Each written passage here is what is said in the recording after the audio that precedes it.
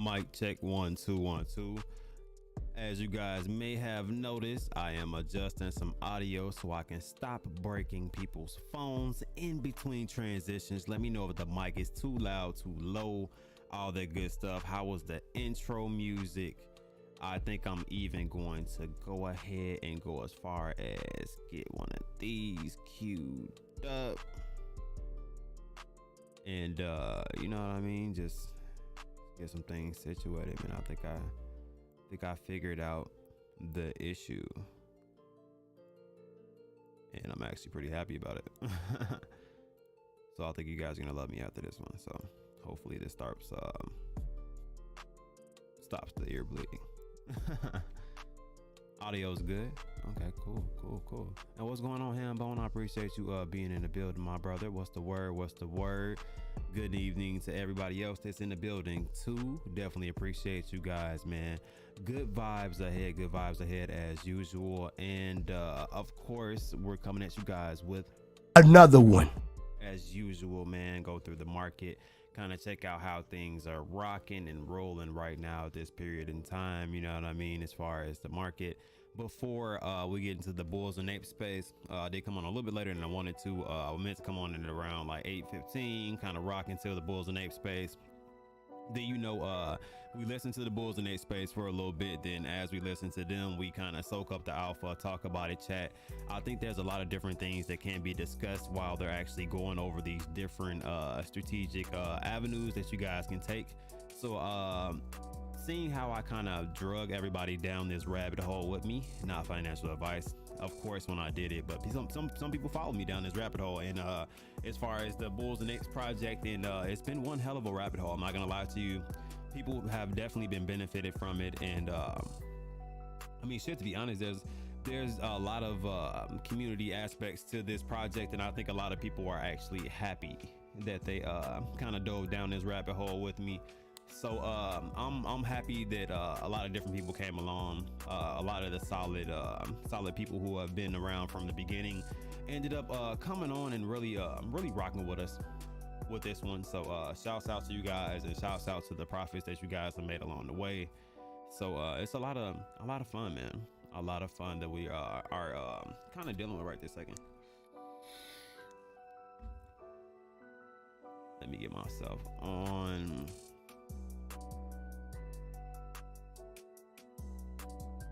Transition and I got a cool background. If you guys notice a background difference, this is literally just a background just for Omar. So shouts out to Omar Flight Club whenever he does wake up and drink his frappe or whatever he's drinking today. But yeah, this background's for you, baby. All right, so let's refresh this because it's clearly it's not accurate. And this is about where we're at currently in the market right this second. So we'll jump into some market talk, and then like I said, we'll look into some smaller market caps, which everything's kind of digressing right now, going downtrend among us possibly. We're getting closer to that downtrend line that I drew a couple weeks ago, and it's been following pretty close. We'll see if it does at any point go up and above it, or if it just gets pressed down by that downtrend line. There may be a little bit of volume that could possibly come in beforehand, but it looks like it's downtrending right this second. It broke a couple of different support levels, and it retraced up to try to retest and get rejected again. So we'll see. We shall see. But right now, currently, we're looking at a market that has Bitcoin at $16,696, which is not horrible right this second, down about 1.2%, which is a little bit down from where it was previously yesterday, which is cool. Not the biggest issue in the world. Then we got Ethereum at $1,208. It was previously at about $1,220, and kind of teeter-tottering in between 15 and 1225 or so. So was moving in between that range. It's down about 1.4%, almost 1.5%. So a little bit of progress, and we get 1% up on the day as far as BNB. XRP is actually up a little bit also. Dogecoin down about 3.4%, so took a little bit more of a hit.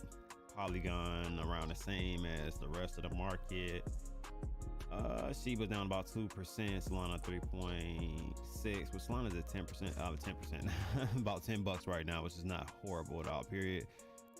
Bulls and Apes, Toy Moris, Bolix, but you know what, man, there's a lot of different brands that are trying to get tokenized, man, and a lot on the back end that you guys wouldn't even know that actually has interest in getting tokenized. I put another community inside of our Discord for the communities that may be up next, and I got a couple more that I want to throw up there also.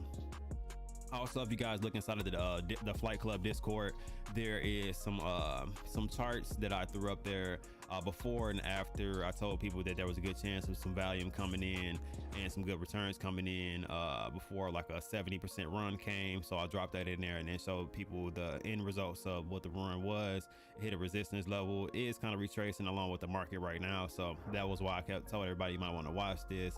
This is not something that I'm trying to stay in per se long term, but there was potential for a pump with news about to be released and just everything kind of aligning perfectly with the TA and everything right then in that second. So it just worked out really well. But we're gonna have some more plays like that, some solid plays mapping out like Ethereum, Bitcoin, stuff like that. So if you guys are interested in stuff like that, get in Discord and kind of see what's happening with that and see what we got going on.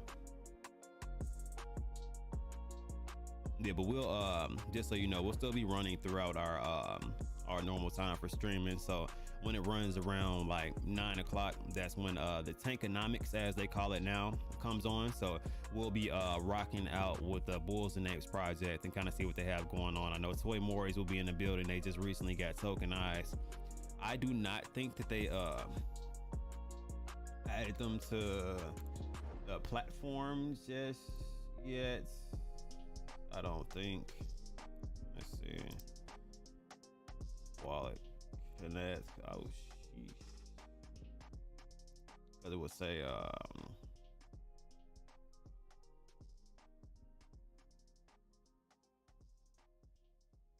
nah, it's not on there. Not on there just yet, but I'm sure it'll be on there soon.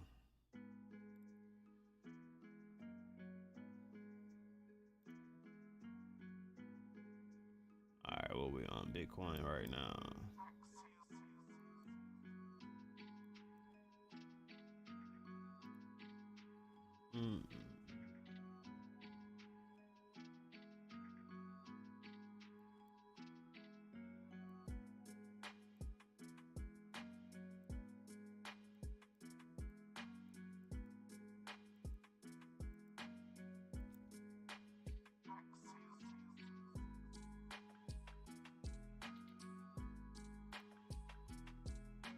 All right, it's drawing so you guys kind of see that. What up, ADT? What's the word, man? What's the word, man? And definitely smash that like button and sub, man. Hit that bell for extra brownie points, man. It's just the right thing to do, man. Appreciate you spamming those Flight Club emojis also. That's my boy. What's up, Hambone? ADT? Yes, sir. Afcon, what's going on, man? How you going? How you doing, man? I appreciate you stopping in more frequently, man. What's going on? What's the word? Shaman says, did someone say meth? Indeed, I did say meth. And actually, meth tokens within the Bulls and Apes project is becoming a big thing. You actually probably hear that quite often from the project that I've been mentioning for I don't know how many months now. I think almost like 7 or so. I've been talking about this project. Yo. Yes, sir. What's going on? How's everybody feeling today? Yeah, I've been talking about this for a little while, but so we got a pretty nice level of resistance in front of us currently right now. And as of right this second, it will be interesting to see if things do not kind of look a little bit different as they're trying to uptrend up. Pretty sure my daughter is getting gotta make sure. Hold on. Yeah, she definitely came down here. All right, so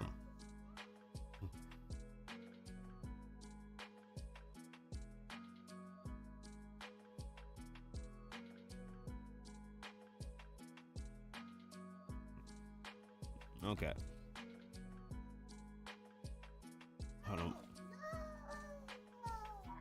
Hold on one second.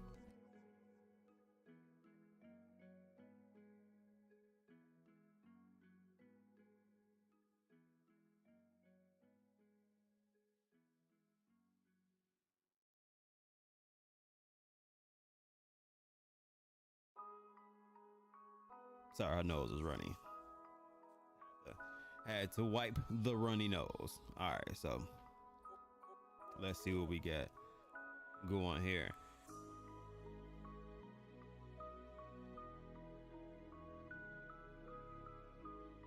Gotta love kids. Got to love kids. All right, so we got the point of control and a strong level of resistance above at 16.7, almost 16.8. So I don't know if we're going to. We also are on this support level at 16.6 right now. So if we drop below this, next level will probably come down to is about 16.5, and then maybe progress down from there. It just depends on what we end up doing as a whole. It looks to be on the day chart almost a double top. If you look at it from that, I don't know how it looks on a 4 hour and a 1 hour or not.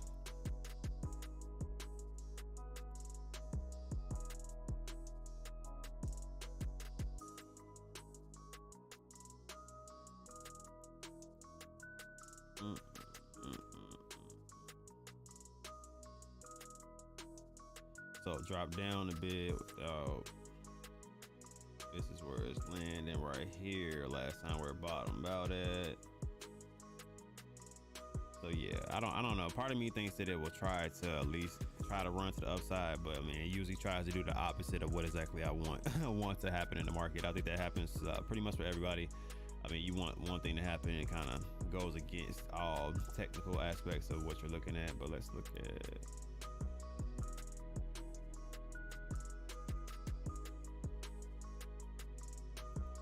At some point, it looks like we're due for some type of run coming sometime in the near future. Could trade sideways for a bit.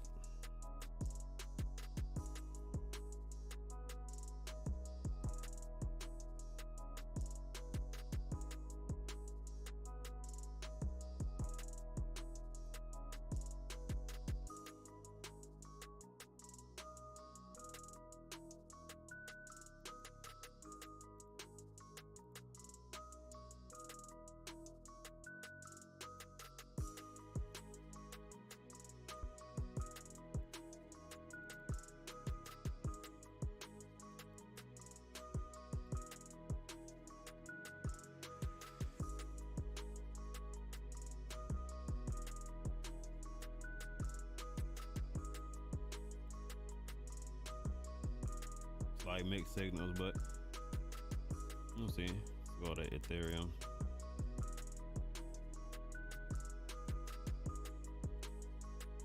Let me know how you guys are feeling about the market. Are we going up or down as we kind of squeeze in? As we go to these lower time frames, you're gonna see the chart move a lot more.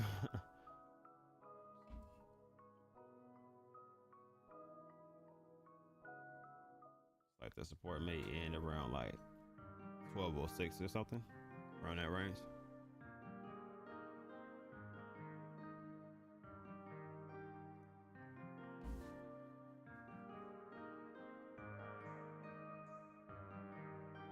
Yeah, since this is going to be a short show, let me go ahead and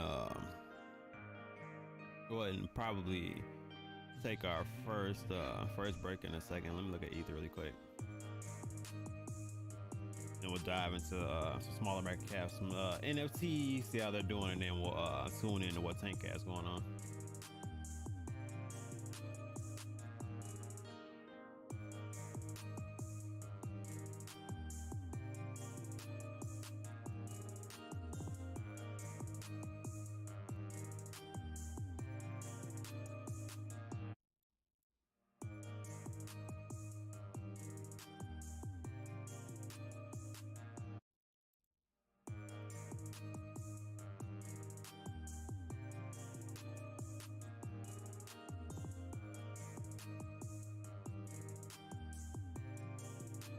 Let me know if you guys think this is gonna go back up. Do you guys think it's gonna stay down? What do you guys think? We're gonna trend sideways for a little bit. This is just where we're at. Let me know, man, where you guys' head is with this market currently right now. Had a nice little run up to about, what is this, 12, 15. I feel like it got higher than 12. Yeah, it did get higher than 12, 15. What is this, 1 hour chart? So yeah, this will probably be around that range. Got to about 12.33.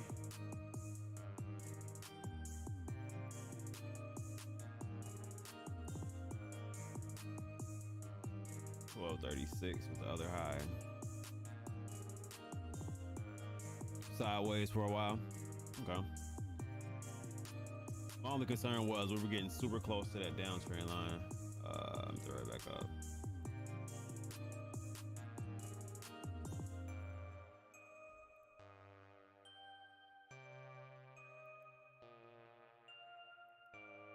That was my thought. I didn't know as we get closer to that and we hit some significant resistance and support levels, will we kind of hold up from there. So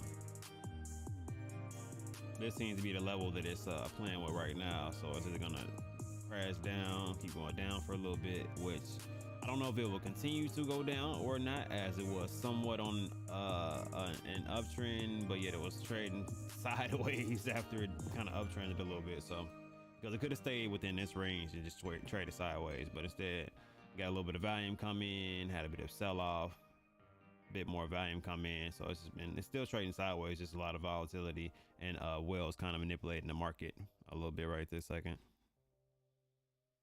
But we'll let this play out a little bit, kind of see what's going on with that, and kind of transition from there. Let me know how the volume is on this short break, and then we'll be right back.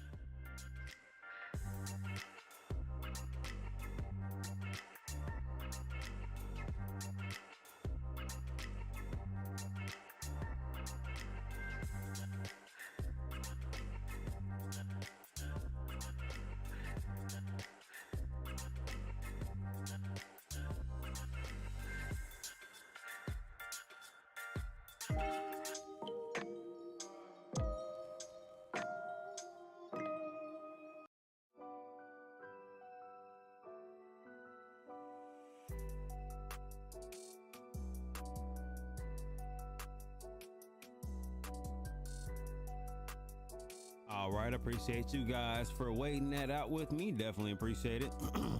And Boom says the audio was definitely okay, definitely like that. I've been working on that, trying to get that to match the levels.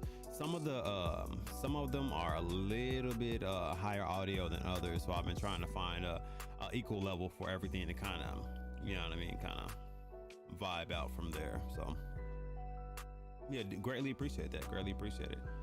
All right, so we're still it looks like we're still battling right here. So this may be I'm not gonna lie to you, I may keep this. Let me see how well you guys can see it while we got the Twitter space up and running.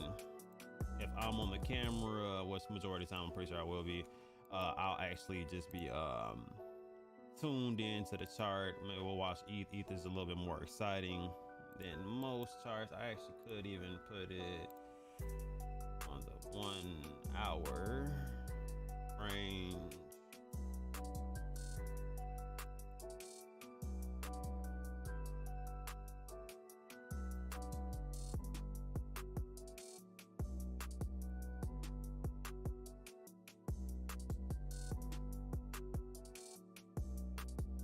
When we do come back to it, look at a couple small market caps. I don't really think there's too much going on right this second with the smaller market caps.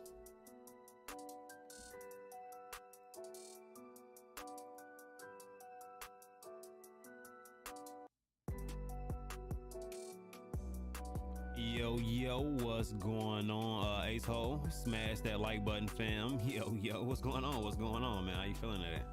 What's the word, man? Feeling pretty good, man. Ready for this Bulls and Apes space, man. I'm trying to see what's going on with Toy Moris getting tokenized. You know, they also got their toy pets that are minting right now, also for 0.025 Ethereum. So check them out on that. Also, they got seven alpha pets that are actually in there to have that alpha shirt, which is a trait from the Bulls and Apes project that some of the Bulls and Apes alpha bulls are going to be looking and gunning for. So if you're lucky enough to mint one of those, you just cast out. They'll probably definitely put some healthy offers on there. It just depends on what you're willing to take, man. You gotta protect your bag and know what you got. So if you end up minting one of those toy pets and you get one of those alpha shirts, it's only 7 in the entire collection of like 3,000. So if you're lucky enough to actually get that, then shouts out to you. If not, then not bad, man. You might be able to snipe one on secondary, but those are probably going to be the sought after ones. Another one of my favorite would be the no love trait. What you guys know is like the love heart eye and then 1xi. So that's the move with that one right there. So yeah.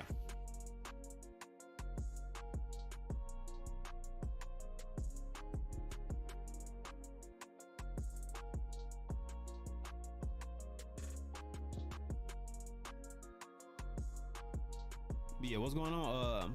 Man, I appreciate Simon Says and Ace Hole here, man. Both of you guys rocking with me.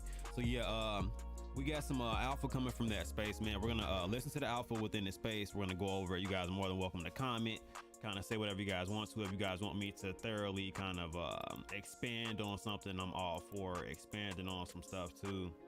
And then we'll kind of see how much alpha they drop along with Toy Moris. Maybe we'll get a better explanation of what Toy Moris is.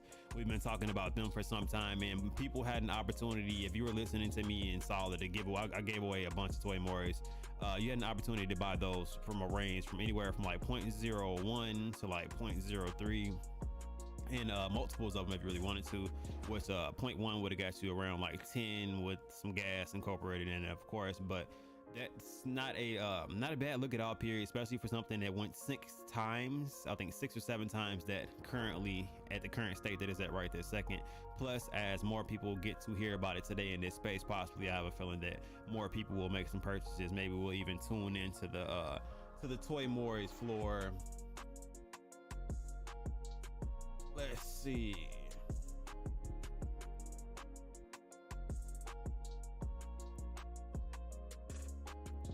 See if they go up or down at all, period. Right now they're 0.68. That's got a no love 0.68 right here. This is the actual no love trait that I was speaking of for you guys, just so you guys know. That XI and then that heart eye, that's the no love trait for me.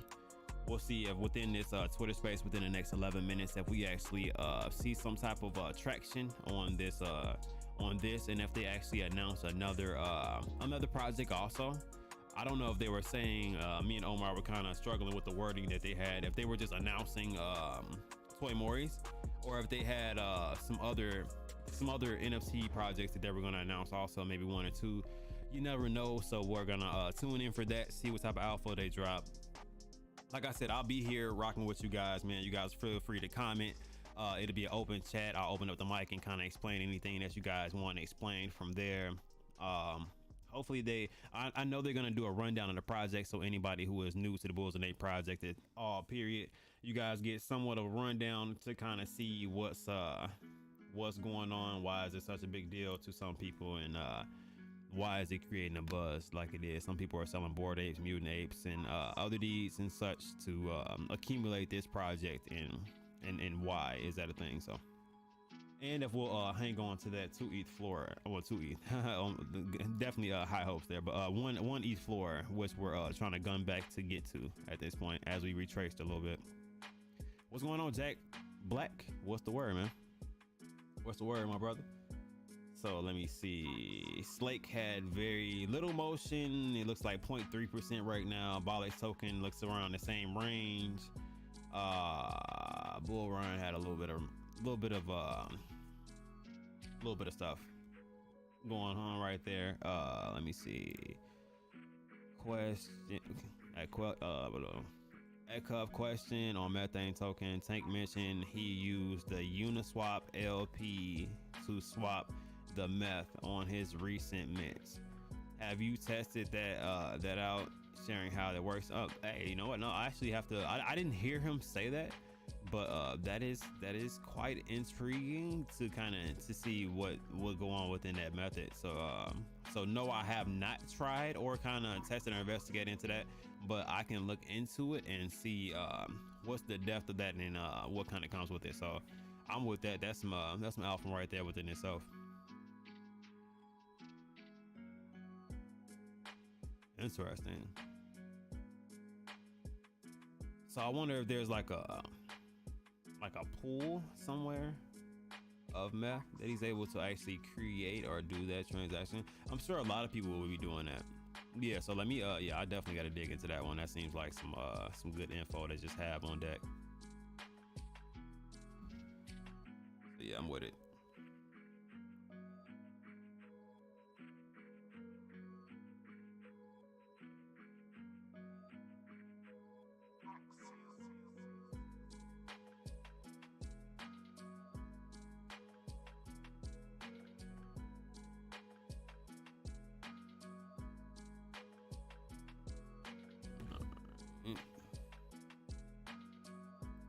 And no problem, Hambo. You know, I'm always down to look some stuff up, and that sounds like it's gonna be super beneficial.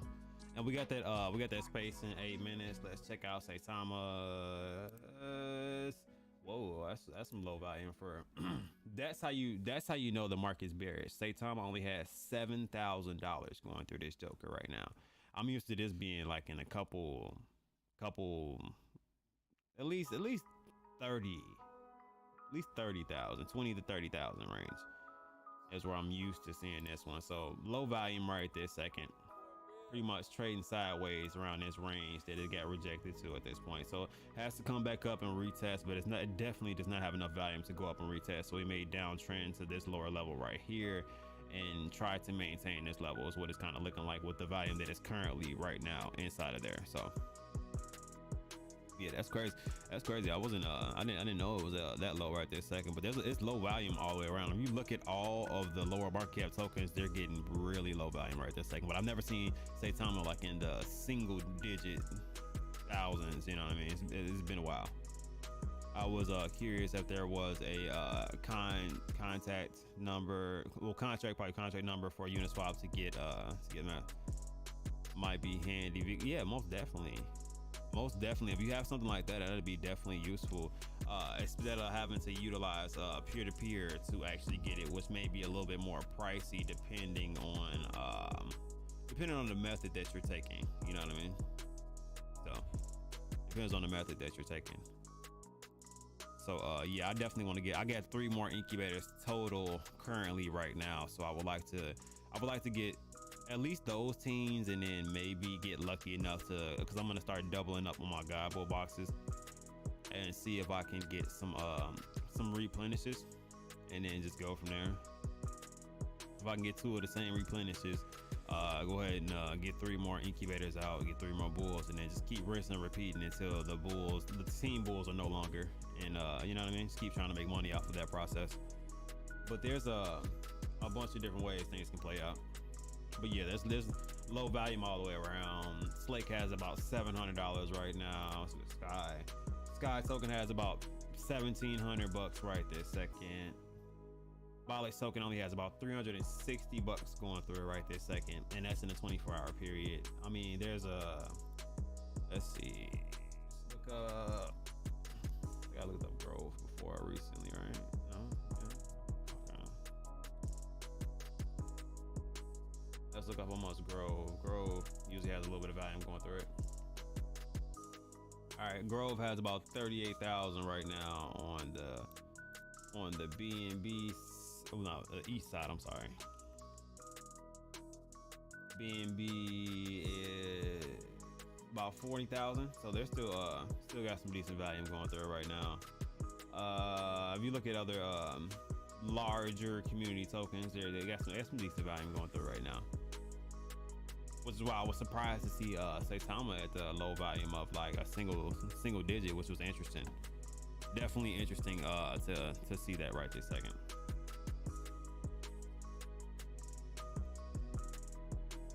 But yeah, so we get, what is it, 4 minutes until we get into this Toy Mori space. Well, pretty much Toy Mori space. So it's gonna be Tankonomics. He's gonna be going through the project, a lot of different things. I'm going to get my audio set up really quick because I think I got my tweeter on here.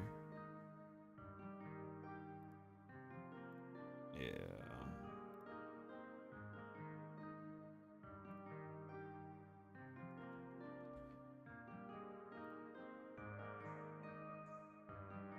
Alright. Got the page pulled up for when we do got the audio. So like I said, I got about 4 more minutes. We'll take our super quick last break right here just so we can get it out the way, and we'll come back. We'll transition into that space. Like I said, I'll pull up the chart. We'll listen to some alpha that gets dropped in there. Maybe they'll drop another community. We can look at the transition on the floor of that, or you guys can get in there and kind of see what's going on, and we'll go from there. So after this short break, be right back. Let me know how the audio is again. Like I said, I did adjust it, and yeah, shouts out to you guys, and definitely appreciate you guys for hanging and rocking.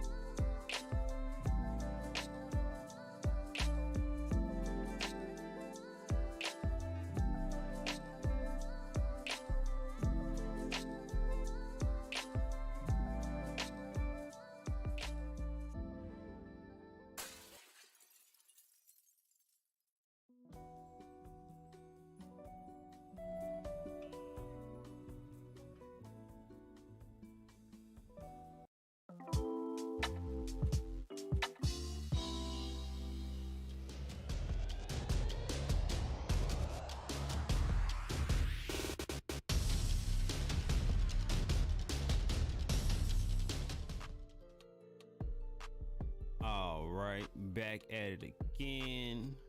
What's going on, Pascal? What's up? What's up? What's up? Oh yeah, volume way more level with the mic volume now. Okay, totally agree. All right, I like that. I like stuff like that. So that's what we were going for. So mission complete. But it is 9:01, and they do got that space crack-a-lacking. So let's tune into that. Like I said, I'm here for alpha as far as that, to chat on that, or anything else that you guys kind of want to go over. Let's see. Yeah, they got it popping in there currently right now. So I'll pop this on. You already know they start off with the song right off of the bat. So we'll give them a couple seconds to tune in, and we'll pop that back up. But yeah, got that Bulls and Apes space situated, got it on, got it rocking. So like I said, if you guys have any questions about anything that they drop, any info that they release inside of the space, let me know, and we'll kind of go from there.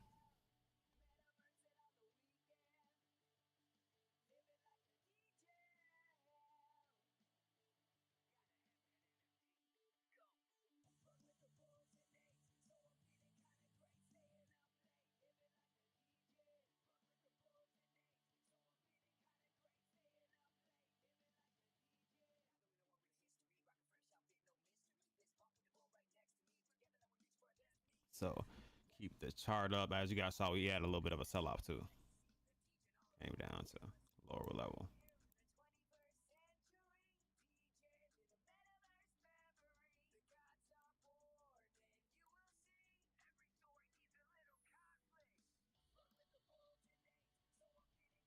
Ooh, what the?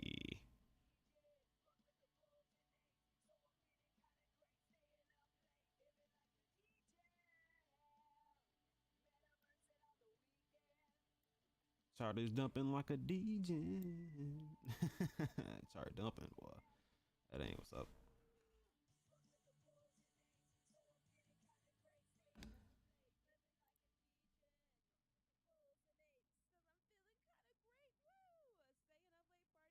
All right, let me turn it up now. Guys, welcome to our Tuesday tokenomics. I'm her crypto with the Bulls and Apes. Super excited because it is one of our favorite days of the week. It is tokenomics, which is all things BAP, how to use it, and none other than the master himself at the tokenomics game. You might want to call him a tokenomics pimp daddy, Tank Man. What is up, Tank?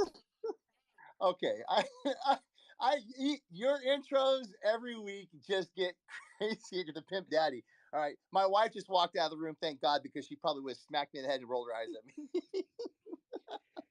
Oh my God, that's hilarious.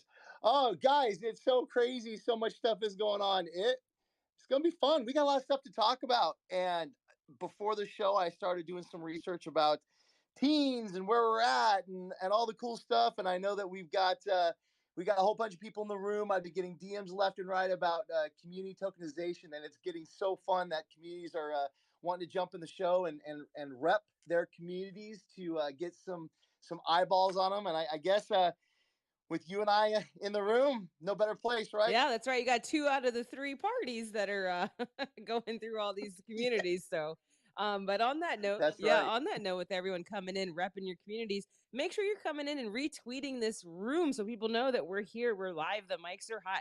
Bottom right chat bubble, you need to hit that and then go to the tweet again and actually retweet the tweet for the space. We'll get it pinned up here in the nest. If you don't know what that is, it's the area above our floating heads here. That's the nest, or the jumbotron is another thing that we like to call it. Yeah, make sure to get the word out because we have so much fun, fun to have, so many things to announce. And if you're on the special alpha alerts, you're going to probably be getting some information here very soon. So yeah, we got some drops happening. So drops of information. Yeah, you heard the musical tones in the background. What perfect timing. No, but it's going to be cool. We got a lot of stuff to talk. How are you doing, by the way? I know you were feeling a little under the weather this morning in our meeting. It sounds like you're feeling a little chipper. You've been resting today? Yes, yeah, I did. I've been saving my voice. I've been saving my gaining my energy. I had some soup. I have this sinus thing. I was talking to a couple of people earlier in the meetings this morning, and I said, Hopefully, I will sound great. If not, I'm just going to lean really hard into the sexy radio voice. So maybe that's what I've got going on more than a nasally sick voice. So hopefully, it's Ah, you sound fine. perfect. I was surprised because this morning, man, I thought that you were rolled over. I mean, it was the meeting this morning. I'm like, oh my God, is she alive? But no, you sound good. I'm glad you're feeling better. And Vanessa behind the Bulls Names logo. Thank you, Vanessa, for hanging out with us. And there you go. Fist pump, definitely cool.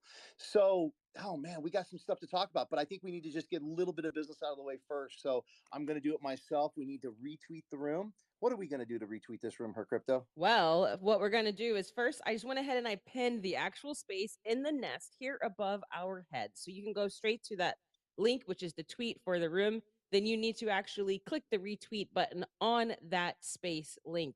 Unfortunately, they took the blue plus sign away, and it is a little bit more work. Everyone ping Elon and tell him we would like this to be done, along with adding, we need to side note, just some little personal plug here. We need more people in private DM chats, okay? But while you're talking to Elon about all the improvements for Twitter, we don't have the blue plus sign anymore. So now you got to almost like go through and retweet, quote tweet it, tag some of your friends. My favorite way to actually tell people that I am in a super cool space that they need to be in is to DM them. And you can do that through hitting the little like sailboat arrow above at the very top of this space and send actual DMs and say, hey, you guys got to get in here because Bulls and Apes are announcing their next communities of tokenization on top of this amazing master of tokenomics. Like I said earlier, Tankman's here to talk us through all kinds of strategies, how we're going to use the methane token, how to accrue the methane token, and every community that we tokenize, it's another layer to the gamification and strategy. I swear, I'm just like, oof.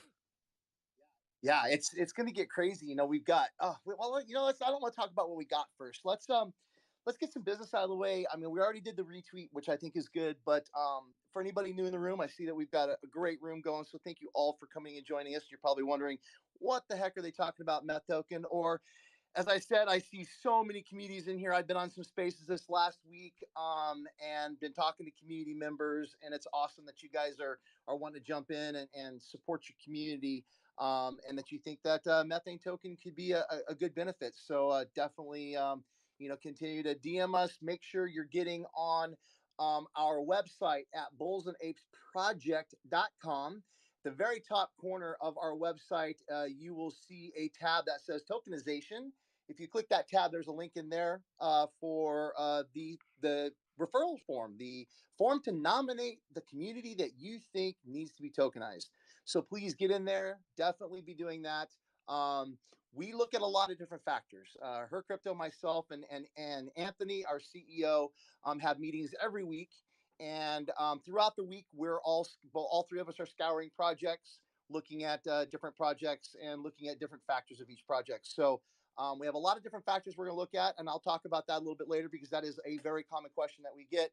What are we looking for to tokenize a project?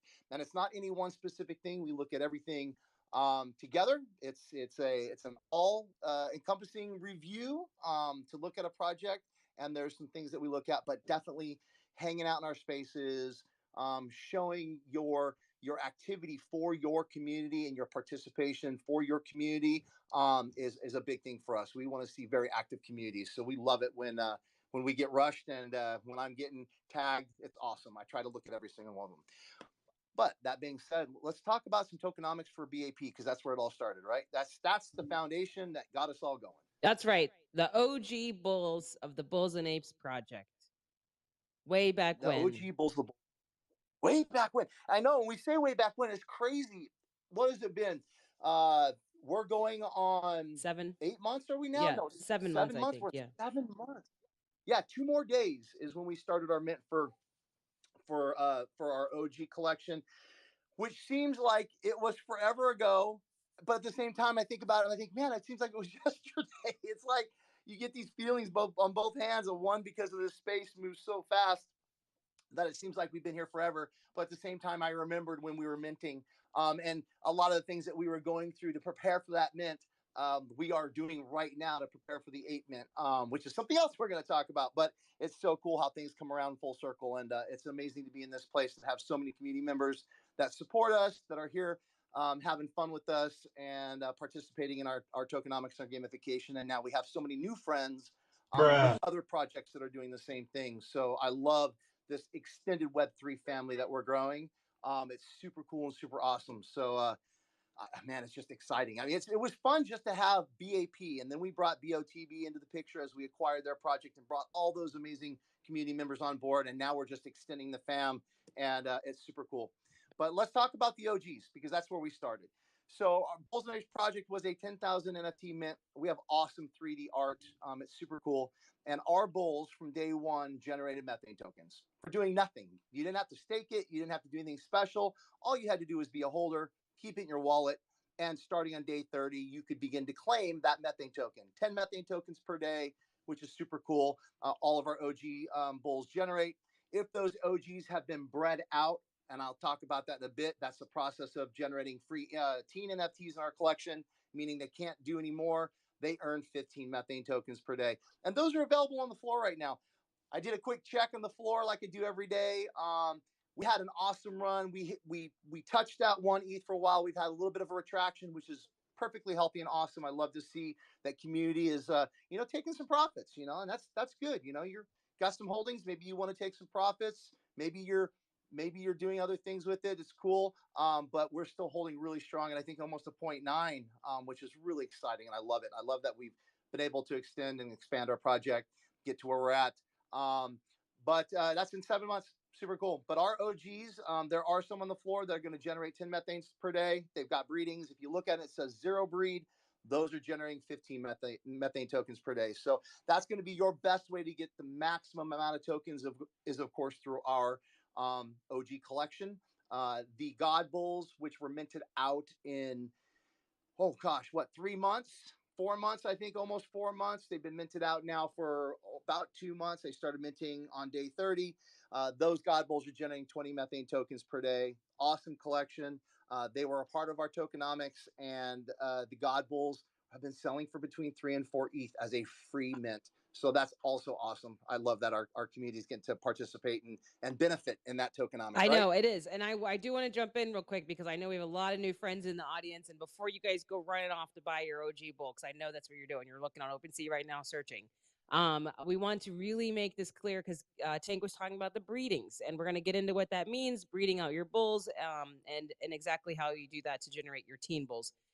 The OpenSea is not the best place to shop. Okay, I'm just gonna tell, that's very it's a bit behind because of the way that our breedings and the way the contract does reflect. So if you're going on OpenSea to shop, we highly recommend that if you're looking for a specific bull with breedings, especially, either you can double check trait ranks, double check the contract, or if you go into our Discord, we have a one command bot where you / BAP command, BAP. It's like a BAPI bot, and you can command and find out the bull number, enter the bull number, and you'll find out exactly how much methane is on that methane token on that bull and breedings on that bull. Yeah, super cool. And it's great way to get entry into our project. But it's not the only way, right? So let's talk about the teen bulls because that's another phase of our project, all still within mint number one. From the very beginning, our project has been funded through 2 mints, mint number one being the bulls and all associated free mints that we're minting there. And then we have the apes coming. But the teen bulls are awesome. Great. I think the teen bulls are at 0.16 floor. They're generating, some of them are generating, all of them are generating at least 1 methane per day. And then you can level up. And then if you've got other aspects of our tokenomics in your wallet, you can get multipliers and then some of those. And we're going to talk about that here in a second. But what I'm getting at is our OG collection and teens are probably the best entry as far as tokenomics. And it was fun. It was fun setting that up. Then we acquired BOTB. BOTB is a OG project from summer of last year, near and dear to the executive team's heart, our 3 founders and myself. My very first project that I ever minted, and one of our co-founders' very first projects that they ever minted. And then our other 2 co-founders, Anthony and Neo, they actually met on that project because they were involved with it. And we were privileged enough to be able to acquire that project about a month and a half ago and bring it into the BAP family. And all 3 of those NFTs also generate methane tokens, and they generate methane tokens at the same pace that our teens do. So if you own a BOTB OG, a BOTB Evo, or a BOTB Bear, all of those NFTs will generate methane tokens. And they have a benefit as well because of the way their tokenomics were set up. When you minted the very first OG bull with the BOTB, you could evolve that bull to create an additional NFT, or you could mint a free bear. So the token IDs match. If you happen to have a full, what we're calling a set, which is a token ID matching OG, Evo, and Bear, you get 3 additional methane tokens per day. So you get this set bonus. Another really cool gamification that we brought to the project when we brought them into the BAP ecosystem, that just adds a little bit of fun to the project, a little gamification. And I love that a lot of our community members over in the BOTB Discord and the BOTB family are really engaged with the tokenomics. They're having fun with it. They're earning their token, and they're waiting for the next stage of our project, which is our meth play and weird worlds. And we'll talk about that in a bit too. So, man, we got so much going on. Where should we start? Should we jump into teens? What do you think? Yeah, so we went through we talked about the teens and what they are. So you use the OG bulls, same guild, the mint, they Yep. breed. And so our OG bulls are split into 4 guilds, north, south, east, west. And you use 2 bulls of the same guild to breed through science. Our Lord does a really awesome job of explaining all of this as well. And they mint an incubator, and then you mint a teen. Now, we've done this from the beginning, and it's interesting now what with the community tokenization and everything that's coming out. We've always said, methane token is the key to everything. It's our ecosystem token, and so the methane token is what you use to mint these assets. So, as Tank was saying, with the OG bulls, day 1 they were earning, day 30 you could claim. So you earn this methane token each day as you accrue the token. Then you apply the token to your asset to mint the assets further down the line, i.e., incubator, a teen, and the God Bulls before they minted out. So using that token, you were able to mint these teens, and then we came out with Teen Bull Utility. You were talking Yeah. about just how they all accrue at least 1, and then they have a leveling up system. Yeah, they have a leveling up system. But I want to mention something because I get a lot of DMs, and there's a lot of people asking about the Teen Bulls. That is a free NFT in our collection. And I want to talk about a little bit of strategy because I think it's important when I give you some numbers. So our teen collection, when it's finally said and done, will be 9,000. Now we actually have 12,450 teens in the collection, but it's deflationary. We had to burn teens in order to create the God Bulls. It was part of the tokenomics where you acquired 5 teens, different guilds. You had to do some fun tokenomics with them, and then you burn them, and we're able to acquire a God Bull. And that was the process. You gave up 5 teens in order to get this really cool limited edition 500 God Bull through the tokenomics. So with that, we had 12,450 to start. We went through that burning mechanism to get to all of our gods. And once we get through the entire process, we will have a collection of 9,000 teens left over. So a lot of our community and now new community members are coming in because they're saying, hey, what can I do with my tokens? Are asking, well, what's this about the teens? So I want to give you some quick numbers. So currently, as of today, I just minted 2 teens myself. I always try to mint teens right before I come on the show so I can get accurate numbers. I just minted 2. After I minted my 2, and I don't know if anybody else has done it yet since I did, which I did about an hour ago, we still have 1,735 teens to mint. That's how many are left in the collection. But this is something that's really interesting because we've been wondering since we get closer and closer and closer to the end if the pace was going to pick up. And I've been really watching the floor, watching how many have been minted. And I've also been watching our community.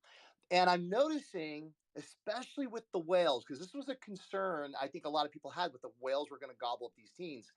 We're starting to see the whales reaching out, trying to make deals and play the strategy, trying to get extra replenishments, which we'll talk about, trying to get extra incubators, even some that are looking to try to get methane or trading out things. So I'm a whale as well, and I've been kind of being careful about how I go through my process of minting. And I've got enough of a runway with my replenishments in my wallet still to get me through the next few days to probably get the most I'm going to get out of it. But I think that most are tapped. So I'm starting to see a lot of the smaller holders take advantage of that. And I see the smaller holders starting to get in and mint. So this is really cool. We've got 1,735 teens to mint over the last 2 days, almost 48 hours, because I mint about the same time every day. We've had 208 teens minted. That's 104 per day. Over the last 4 days, same period of time, from the same time of day to the next time of day, we've had 415 teens minted. That's less, or that's about 103 teens per day. Then over 7 days, um, same day to same day, we've had 747 teens minted. That averages about 106 per day. So we're really sticking around that average. For a while there, we were minting about 120 per day, but that's really been drawn back. So I think that it's possible we're going to stay at that clip at about 105 per day. It could pick up as we get to the end, just like it did with God Bulls. When we got to the end of God Bulls, we thought that we were going to have a little bit more runway. And man, it really started picking up, and people started minting out the God Bulls fast. So that could happen. If we stay at the pace that we're at right now, we will mint out our God Bulls on January 12th. That looks Teens. to be the date, January 12th. Yeah. Now, if it picks up, we could squeeze that a little bit closer. Could be around the 10th. I've seen some really cool predictions of the 10th, the 9th that people have been tossing around, and I think that that may be accurate if we get a pickup. But the reason I want to bring this up is for twofold. So that's about 2 weeks out, right? So if you're getting into our project and you're like, hey, I want to check out what this whole teen minting thing is, you've got two options to get teens. You could go into OpenSea and you could pick up a teen bull on OpenSea. Right now, teen bulls, the floor is 0.175. You can look on there and the floor is that's actually kind of thin. It doesn't take much to get up to a 0.20. Looks like we may be about 14. But you're limited to what you're going to get, right? You can see, you can get. The cool thing about minting teens is we have what's called sacrificers. There's 3 of them still in the collection, and the sacrificers are ranked in the top 10. We also have Red. Red is a one-of-one character that has not been minted yet, and he will most likely be ranked number 1 or number 2. Number 1 right now is Subject 1. I don't know where he's going to land as far as importance in our story, but he will be either ranked 1 or 2, and he still has not been minted yet. So you could buy on OpenSea, or you could say, hey, you know what? Maybe I just want to go mint, because when you mint, you get the option of getting one of these 4 characters that hasn't been minted, or you could get something that's rare. I mean, we have still a lot of rare teens in the collection that are selling for higher prices than what's on the current floor right now. So I want to walk through the strategy of doing this, especially if you're a holder coming in, you may not have an OG bull. You're thinking, okay, Gary, you talked about having to have 2 OG, or actually, Her Crypto said this, you have to have 2 OG bulls that have these that are gilded the same, either north, south, east, or west. They have to be of the same guild. And then those OG bulls have to have this breeding. And then when they breed, they create an incubator. So you take 600 methane tokens, you take 2 bulls of the same guild, they have to have breedings, and you create a transaction on our website with 600 methane, and it mints this NFT called an incubator. Then you take that incubator and 600 more methane token, and you mint yourself a free teen. And I think that's where it gets very important. So if somebody's coming into our collection, they're like, hey, you know what? I could go buy a teen off the floor. It's cool to get into BAP. Or you could go to Bulls and Apes Project on OpenSea Utilities. And in the utilities, you're going to see incubators, and there's incubators for sale. I'm going to actually go. I have not looked to see what the utilities for the incubators are selling for. I'm curious. I did not look at it. 0.210. It's a 0.210. Yep. 0.2. Yep. So if you bought an incubator off this utility, and let's say you're a tokenized community and you've got a handful of NFTs that are generating methane, and you could get 600 methane, keeping in mind that you probably have 2 weeks to do it, you could actually take that 600 methane and that incubator, go to our website without holding an OG bull, and you could mint the teen. And you could mint one of these 4 that have not been minted yet, or something that's rare. So that's kind of a really cool strategy if you want to get into our project of rolling the dice and seeing if you luck out to get something better than what's on the floor, or maybe even one of those. Now, you may be saying, well, shoot, I don't have enough NFTs to generate that much methane. There are options to do methane. There's a swap platform that one of our community has created that you can go there and actually do a swap to be able to get methane. We suggest you do your own research, but that's available. And I know that one of our community members has also created a liquidity pool on Uniswap, and you can actually go there and acquire methane, which I actually did today to try it out to see how it would work, and it worked super smooth. We're actually now on a DEX, which is really, really cool. So that's an option as well. So you'd have to do your math and figure out your strategy of how much you're spending for methane tokens versus how much you're spending for ETH. And it could be a little bit more than picking up a teen on the floor, but you then have that opportunity to get something that has not been minted in our collection that could be rare or could be one of those really cool. So I just wanted to Yeah. bring that really cool strategy. Yeah, the strategy. Yeah, we point everyone into our trading corner in our Discord. But we don't support or endorse any third party marketplace. Just Correct. to be clear. I do some research, right? Absolutely.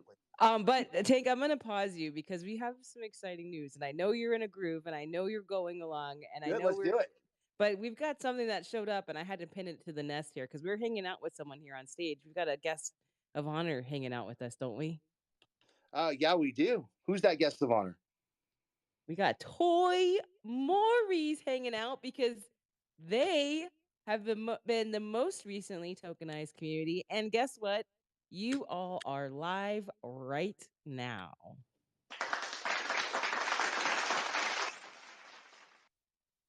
Was that my cue? That was your cue. We set it up, right? Dun, dun, dun. Thank you Dun, guys dun. so much. Oh, is it worth sleeping on the couch? I'm actually on the balcony, so this is actually a nice view, a nice office out here. But it's a blessing to be up here.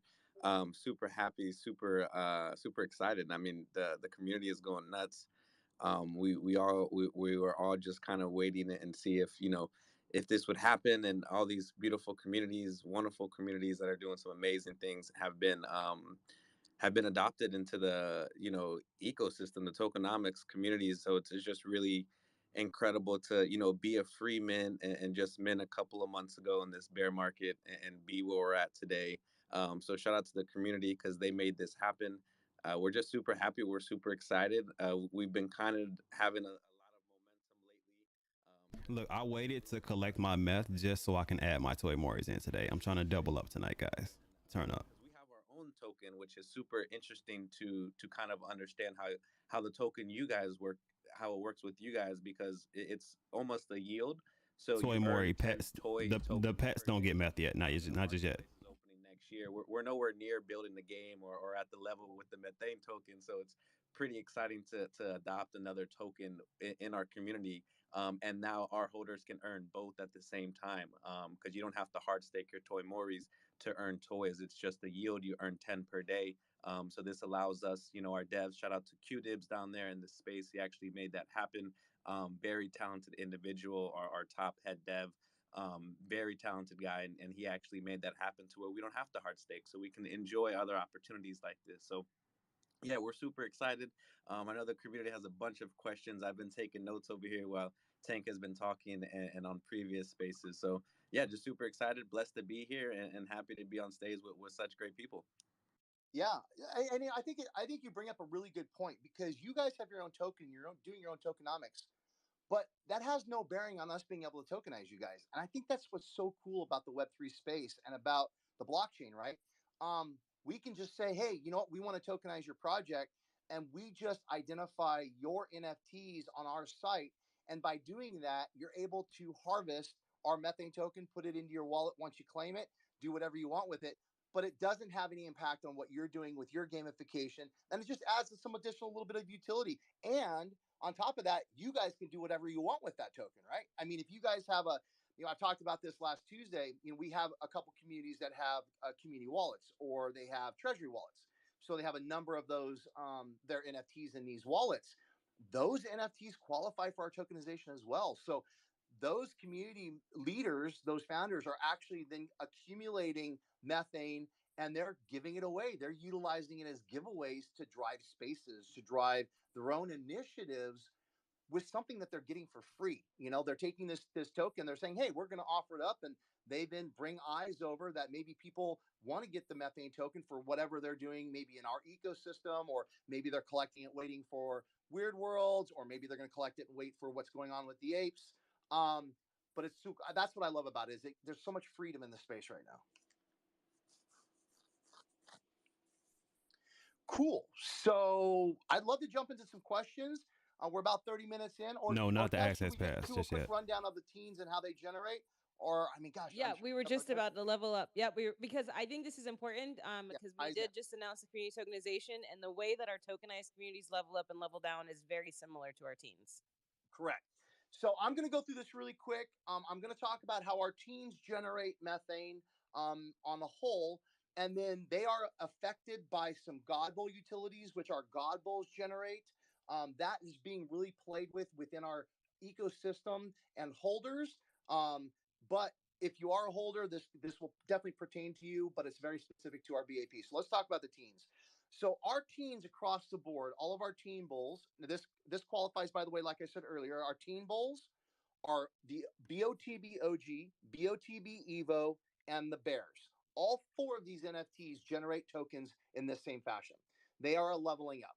So what happens with these four NFTs is you hold them in your wallet and you harvest methane every day for 7 days. And I'm going to talk about harvest here in a second, but you harvest every day for 7 days. When you get to your 8th day, you level up to level 2. When you get to level 2, you're earning 2 methane tokens per day. Then for another 7 days. Then you get to day 15 and you level up to level 3. And then those NFTs are earning 4 methane tokens per day. And they're capped at 4 methane tokens per day. So that's a teen, an OG BOTB, an Evo BOTB, or a bear from Bears on the Block, which is also a BOTB asset. 4 methane tokens per day. Now, its key is if you miss a day and forget to come in and harvest, you will drop down to level 1. And I know Her Crypto, you and I have talked about this. You've done it. I just did it. I cannot.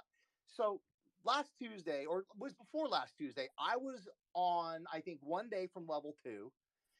I got myself to level 2. The first time I've ever gotten to level 2 with all of my assets. I'm so stoked. Christmas comes. I forget to freaking harvest again. And I drop down to level 1. It happened. Of all people, it knows better, right? I know. Well, you say though that you normally don't, but I think the community tokenization has got you in, because you, with your assets, you're like, it's so hard for me to keep up, and I have so many assets, they're just accruing, and you've got your meth machines and all your god bulls and everything that Tank has. We know it's so great. For those of us non-god holders. No, I'm kidding. But I think the community tokenization has gotten you a little bit more into this like daily harvesting. It has. Well, and you know why? I mean, and I do hold a lot of assets, but I started doing the math and I realized, and this is the scary part, that with combining all of my, because I own toys. I bought my first toy months ago. I love it, and then of course I've been buying over the last few months. So I own toys. I own Funky Flies. I have Lazy Lions. I've got non-co ducks. So I've got, oh, I think almost not all of them, but a lot of our tokenized communities. I'm thinking, man, I've got all these assets in my wallet. So I started doing the math, and I realized that if I leveled up to level 3, I would get, this is stupid. People are going to be mad at me that I'm not doing this because this is just absolutely ridiculous. But I would get a little over 500 extra tokens a day.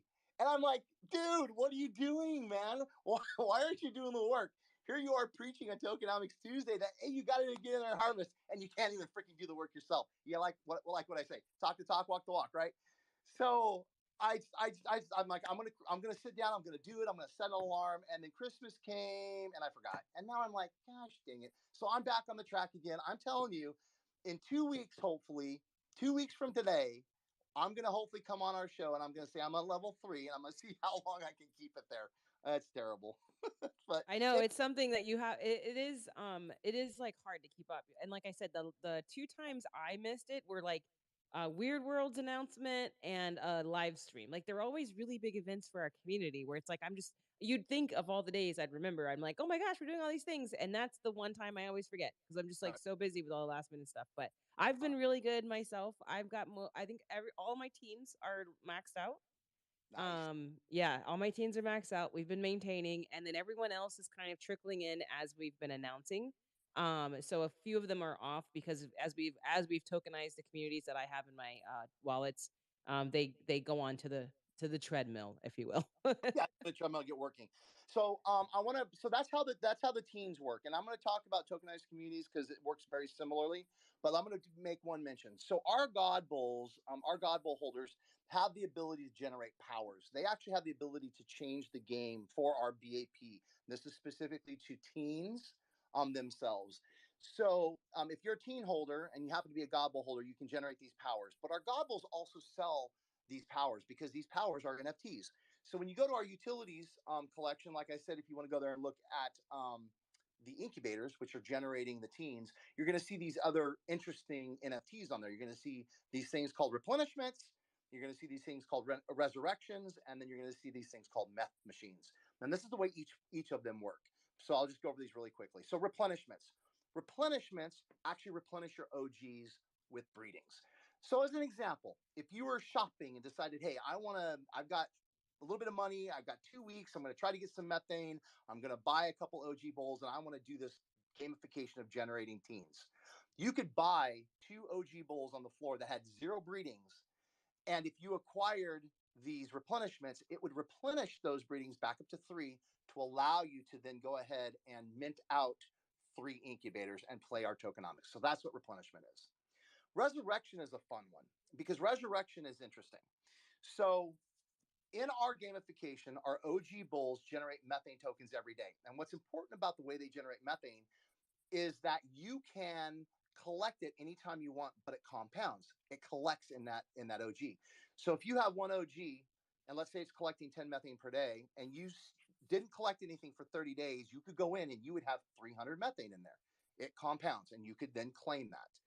That's the only NFT in our collection that does that. Everybody else is harvesting, with the exception of this resurrection NFT. And what's cool about it is the very beginning of the show, I talked about how our teen collection starts out at 12,450, and we're going to have a final collection of 9,000 because we're burning teens. What we saw as a project was our community was burning some amazing NFTs that were awesomely ranked, and we're like, oh my god, they're just want to play the game till they get to the gods, but they're burning these really cool teens. So we brought about this NFT that allows God Bowl holders to bring back one of those burnt NFTs, resurrect it by exchanging another one. But what happens when you resurrect it is it now generates 5 methane per day, just like our OGs, though. It compounds. And it looks a little bit different. If you go on OpenSea, that's going to be the teen with the blue aura around it. And that means it's been a resurrected teen, and that means it will earn methane. And if you miss a day, no big deal. You'll get those extra days, and you can claim it anytime you want. So that's how that works. The third one was the meth machine. Meth machine is really, really cool. What the meth machine does is it impacts all the teens in your wallet of the same guild. So as these God Bulls were generating these cool free NFTs, they're gilded. So if you had a North God Bull and you were creating these 3 NFTs, every one of them is going to be gilded North. And they'll only affect the North teens that they're related to. The meth machine is the same way. So if you mint a meth machine with a North God, you're going to have a North meth machine. But what's cool is if you have North teens in your wallet, every single one of those teens is generating 5 methane per day. And that 5 methane has to be harvested because it only collects daily. So today, if I go in, it's 5. Tomorrow, if I don't collect it today and I go in tomorrow, it's going to be 5. It doesn't step down like our regular teens do, but it doesn't compound. So now I want to talk about something that's important before we jump into community tokenization, because I mentioned 2 different terms, claiming and harvesting, and this is important. In our original tokenomics, our OG bulls were all a claiming function, meaning you would go in and you would claim it when you collected enough methane. Based on valuations of methane, I think today it's trading somewhere between 12 and 14 cents per day. If you had one OG bull and you had only 10 methane generated so far, you're talking about, collecting at this rate $1.20. Well, gas fees could be more than that. So with OG bulls, it was okay because you could let it compound until you got a few hundred, then you'd claim it and it would make sense with gas fees. But with our leveling system, with our teens and our BOTB assets, you have to go in every day to harvest. You have to go in and collect. And it didn't make sense to be collecting 1 or 2 or 3 tokens or 10 tokens out of your NFT because the gas fees would be more than the actual collection aspect of it. So we created what's called a meth bank and a harvesting function. So what you do is you go on our website, click My Collection, you go under the Collection tab, you click My Collection, connect your wallet, We have an option. I'll talk about that in a second if you don't want to connect your wallet, but you connect your wallet. Once your assets come up, there's going to be a green button that says harvest. When you click that green button, you actually draw the methane out of your NFTs and you put it in a meth bank. And then that's where you can then start to collect it and it will compound. You will never lose it. You could sell your NFT and it still stays there. You can bring more NFTs in your wallet and continue to harvest and it will get added to that. And then when you get enough methane in that meth bank that it makes sense to pay the gas fees, then you can claim it. That's a blockchain transaction, pay the gas fees, and then that methane goes into your wallet. That's at the point that it's in your wallet and you can move it between wallets, you can sell it, you can swap it, you can give it away, you can do whatever you want with it, but you've got to get it out of the meth bank, and that takes a transaction on the blockchain to do that. So that's the way our meth bank works. So with our tokenized communities, with some of you in the room that are toy moris as an example, and you've maybe got 5 toys, 10 toys in your wallet, and you're starting from day one at level 1 and you're getting 1 per day per toy mori, you may get 10 tokens per day. But of course, you're not going to claim that to your wallet because you have to pay gas fees. So you're just going to go in and harvest, put it into the harvest bank. And as long as you do that consecutively, continuously every day, you will start to level up until you get to day 15. And then all of those moris in your wallet are going to earn 3 methane per day. Now, what's really cool too is you don't have to go to each individual NFT. I have multiple projects in my wallet, including my teens. When I hit harvest, I'm harvesting from everything in my wallet. I don't have to go select individual ones. I'm harvesting from everything at once. So it's a really quick process. Log in, connect, click the button, wait for the transaction process. When it says you're done, disconnect, close out your permissions on a MetaMask, of course. Click the 3 buttons, and you're going to disconnect all your permissions, so that way you're disconnecting from any website, and then you're done. That's it.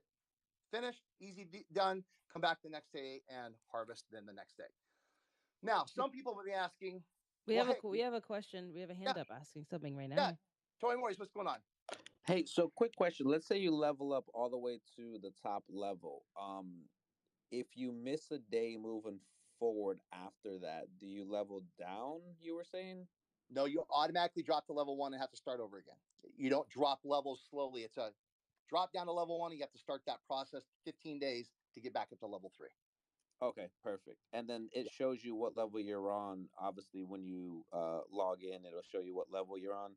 Yeah, so that's what's really cool. So not only do we show our assets, but we show Tori Mori's. So if you go into our website and connect your wallet, you're going to actually see your Moris on there. It looks similar to OpenSea. You're going to see your Mori. If you click it, it flips the card over. You'll see the traits on the back. We actually list all the traits on there too. But right on the top of that card where your Mori is, you'll see what level it is. And it's important because let's say I started today for the very first time because Moris are being tokenized and I started claiming. And all my Moris in my wallet get myself up to, let's say I'm in the 7th day, 8th day. Let's say 8th day, I'm on level 2, right? And I'm grinding. But then I go into OpenSea and I'm like, now I'm gonna go buy some more Moris. This is fun. I love the Moris. I want to build my collection. So I go in and start buying more Moris and bring them into my wallet. Well, those Moris are going to start at level 1. All my other Moris are going to still be at level 2 on the 8th day, but those are going to be level 1. And if you look at the card, it'll show where they're at. And then I continue harvesting, and then I'll have to harvest once I get to those first Moris where I started my 15th day. All of those Moris will be on level 3. Those others will have to catch up until they all then have harvested 15 days before they get to level 3. And we track all of that, and it's all seen right on the website. Cool. So I want to talk about harvesting because this is important. On my show for 7 months, I've been doing the show for 7 months. We started actually 8 months. We've always talked about safety, and safety is so important in this space, especially during the summer. We had so many scams and cash grabs during the summer. All these free projects that were advertising that were just scams, and they would get you to log in, give permission to your wallet, and then boom, they'd wipe your wallet out. And we knew that there's a lot of communities that maybe don't know us, right? Our core community knows us. Friends of ours that have played in our tokenomics with the bulls, they know us. But somebody that's never seen anything about bulls and apes, they may go, well, why do I want to connect my wallet to your website and then collect this methane that I'm not sure what we're going to do with yet? Is that safe? So first question. So I'm going to answer that. Yes, 100% safe. Our community has been connecting to our website for 6 months, interacting with the gamification, the tokenomics. We have not had one issue. not one exploit on our website. So we're super proud of that. But we understand that it's going to take you time to to trust us, right? We have to earn that trust by showing you what we do. So we thought, let's remove that barrier of entry because we understood that that's a barrier. Some people have their assets locked into a cold wallet, a vault they call, and they don't connect to anything. They use a burner wallet to mint projects, and then when they get something in their wallet, they move it to their cold wallet, and that's where it stays, and that's where it stays safe. And we respect that, and we don't want anybody to feel like they have to put that in jeopardy. So we created a process called Safe Claim. So if you go onto our website, onto the collections page, drop down, it says My Collection. You click that. You're going to open up a screen. There's going to be a big bar right in the middle that says Connect Wallet. Right alongside of it to the right, it's going to say Launch Safe Claim. You'll want to click that. And what Safe Claim does is Safe Claim allows you to create a sister wallet. And this is how the process works. So you have your cold wallet and you know your address, of course, because you can open up a MetaMask, you can see your address. Or if you've got it, written down someplace or memorized. I don't think you ever memorized because I don't have mine, but who knows, right? So what you do is you open up Safe Claim and there's going to be two fields. One field is going to be for your cold wallet. You just post your ID there, your wallet address there. That's all you're going to post, nothing else. The wallet address plops in there. Then it's going to ask you for your sister wallet or your warm wallet. Use a wallet. You can use anything you want if it's MetaMask, and you're going to drop that address there. Then it's going to tell you to transfer a very specific amount of ETH from your cold wallet to your warm wallet between your sister wallets. So you're not transferring ETH to us. We're not making any money on this. There's no charge. You're just transferring this very specific amount of ETH from one to the next. And what our system does, what our site does, is it recognizes that transfer and then connects those two wallets internally on our site. Not physically, it just makes an association between them. It says, okay, these are sister wallets owned by the same person. Then you put your cold wallet away, store it away, put it in your safe, do whatever you're going to do. Then you take your warm wallet. Every time you go to our site and you hit connect wallet, you're going to connect your warm wallet. Then what we do is we look at that address. We go, oh, that's a sister address. We look to see what the other address is. We go look at that address. All we're doing is looking at it, just like you would if you put your address into OpenSea and never connected your wallet. You could see all your assets in OpenSea. It's the same thing. We're looking at the assets. We verify them and we populate them on our site so you can still see them. And then you can harvest and claim. And when you claim, those tokens go into your warm wallet. Then you can move them to your cold wallet if you want, or you interact with other projects. So we've made this so that way it's totally safe and you never have to connect your cold wallet or your vault to our site to participate in the tokenomics. So I wanted to explain that. It's super important. So I'm open for questions. Let's get some questions in. I'm rambling on here for 45 minutes. I'd love to answer some questions, get some people up. Let's do this. Tori Moyes, what's going on? Yo, okay. So this whole leaderboard for the communities, let's say there's a bunch of Toy Moris. How do the Toy Mori community, This is how the do it get to Ethereum be, chart. in the top ranks there? So this is really, really important. So this brings us into use cases, right? So I'm sure your Moris are probably hitting you up in Discord. They're saying, okay, you know, great, we get this really cool methane token, but what are we going to do with it, right? What is its value? Is the first thing people are going to ask. So there's value if you're participating in the tokenomics of our project. Of course, if you're in a project like I am, I'm looking for it. I may be looking to trade, to buy it. There's value there. But the true value of that asset is our upcoming mint, which is the 8 mint, and our upcoming metaverse. And this is how the leaderboard works. So our metaverse is worlds. It's called Weird Worlds, and we have 3 levels of worlds. We have common, we have legendary, we have epic, and we have legendary. Epic and legendary are ETH based, but common is a meth based purchase. You purchase that with methane tokens. So we're giving everybody that's tokenized and wants to collect our methane an entry into our metaverse with a free token. You get a free world, metaverse world. But this is the way that the leaderboard works, because what happens with this is we can't just open it up and say, okay, it's going to be open forever. It's going to be unlimited. We can't have unlimited, right? We need to make sure that we're being fair from community to community, because you're going to see some communities are super active and some aren't. I'm sure the Maurice is going to be on that top of that list. They're going to be super active. So the more active you are, the higher your allocation of worlds is. So as you're going in and harvesting, if you have a super active community that's coming to our website and it's harvesting every day, they're getting their levels up, they're getting this token, we're going to track that. And that's not posted yet, but you're going to start to see an allocation number on our site. The more active you are, the higher that allocation goes. Then, right before your rolling mint starts, and every project's rolling mint date's going to be different. We have some already announced on the website. I think Toy Mori says to be announced, TBA. So we'll be posting a date soon. But once your rolling mint starts, then everybody that's participated in the tokenization, that allocation, those people are given the opportunity to then mint. So we're snapshotting those wallets because we know who's been participating, and those people then have the opportunity to mint that free world. So they go in with their tokens, they mint it based on the price of the tokens. We'll be posting that as well. You get your world, very cool. But that participation is what's going to establish the allocation for every community. Because if you've got a community that only a handful of people are going into, their allocation is going to be smaller. So that's going to take more people to get a higher allocation. And that's how that leaderboard works. Man, I just gotta say, you guys are well thought out this whole thing, and it's amazingly put together. You guys done a great job. Kudos to the team, and yeah, I'm excited. A lot of questions I had, but you've answered a lot of them, and yeah, this is exciting stuff, man. I'm excited. Cool. Right. Appreciate It is super exciting. I got a question in the DM on this, same along these lines. Say you do have multiple communities in these rolling mints. Are you going to be able to go in and mint with each community? Absolutely. Yes. So if you are a multiple holder like me, so I'll give you a perfect example. I hold Maury's, like I said earlier. I hold Funky Flies. I hold Lazy Lines. I hold all these communities, right? So because I'm going in there and harvesting, because I do that for BAP, I'm also impacting those communities. So my harvesting is helping those communities with allocations. And then in turn, I will have access to those worlds within those communities. Now, do I want to do that? Maybe I don't want to because, do I want to acquire a whole bunch of worlds? Well, maybe I do, maybe I don't. But my participation is still going to help that allocation, even if I don't mint.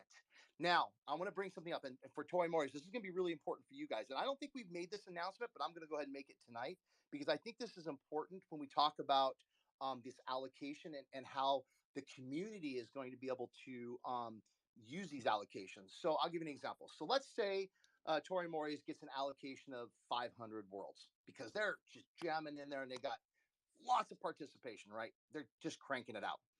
But when it's all said and done, 400 of them get minted out, and that's it. Okay. So we have a window of time that we're going to announce that everybody that participated in the harvest up to the point that we mint, they're going to get a window to be able to mint out their allocation. And it's going to be a long enough window. So if somebody came in a little late to the game, they'll still have time to be able to earn the methane token they need to mint out. So we're going to make it fair. But once we hit that date, then the community as a whole has another window to mint out the balance. So what's cool about that is, let's say Tori, you guys got 400 that have minted out, and nobody else that's harvested wants to claim their worlds because maybe there's somebody like me that I already claimed my world through another community, but I just have to help your allocation. You can now say, hey, you know what? Now all you have to do is hold our NFT. You didn't have to participate in the harvest, but if you hold our NFT, you get access to the worlds. So you can put out the call to say, hey, if you have not bought a Tori Mori, guess what, guys? There's an allocation of weird worlds that are still open, and all you need to do is hold one of our tokens, and somebody could buy a token that day, make a deal with somebody for some methane, let's say, because they're going to need to get that methane, and they could then acquire that NFT.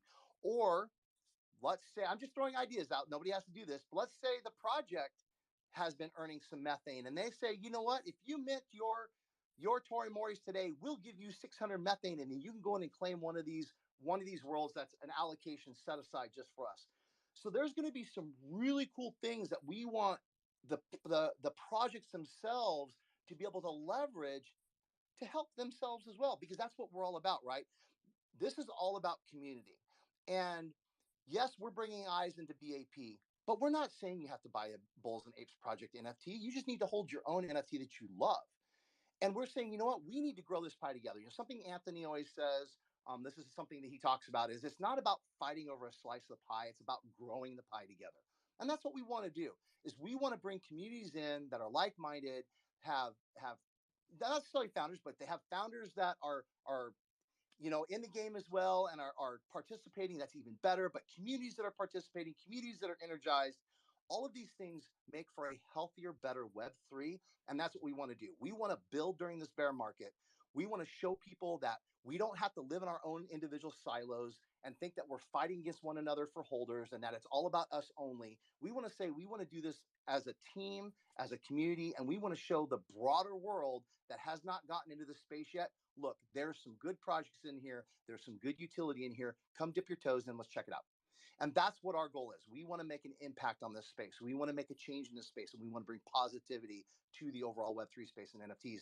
And we felt that the best way to do that was to reach out to other communities and say, let's do this together. And that's really where we're going with this whole tokenization aspect of our project. Boom.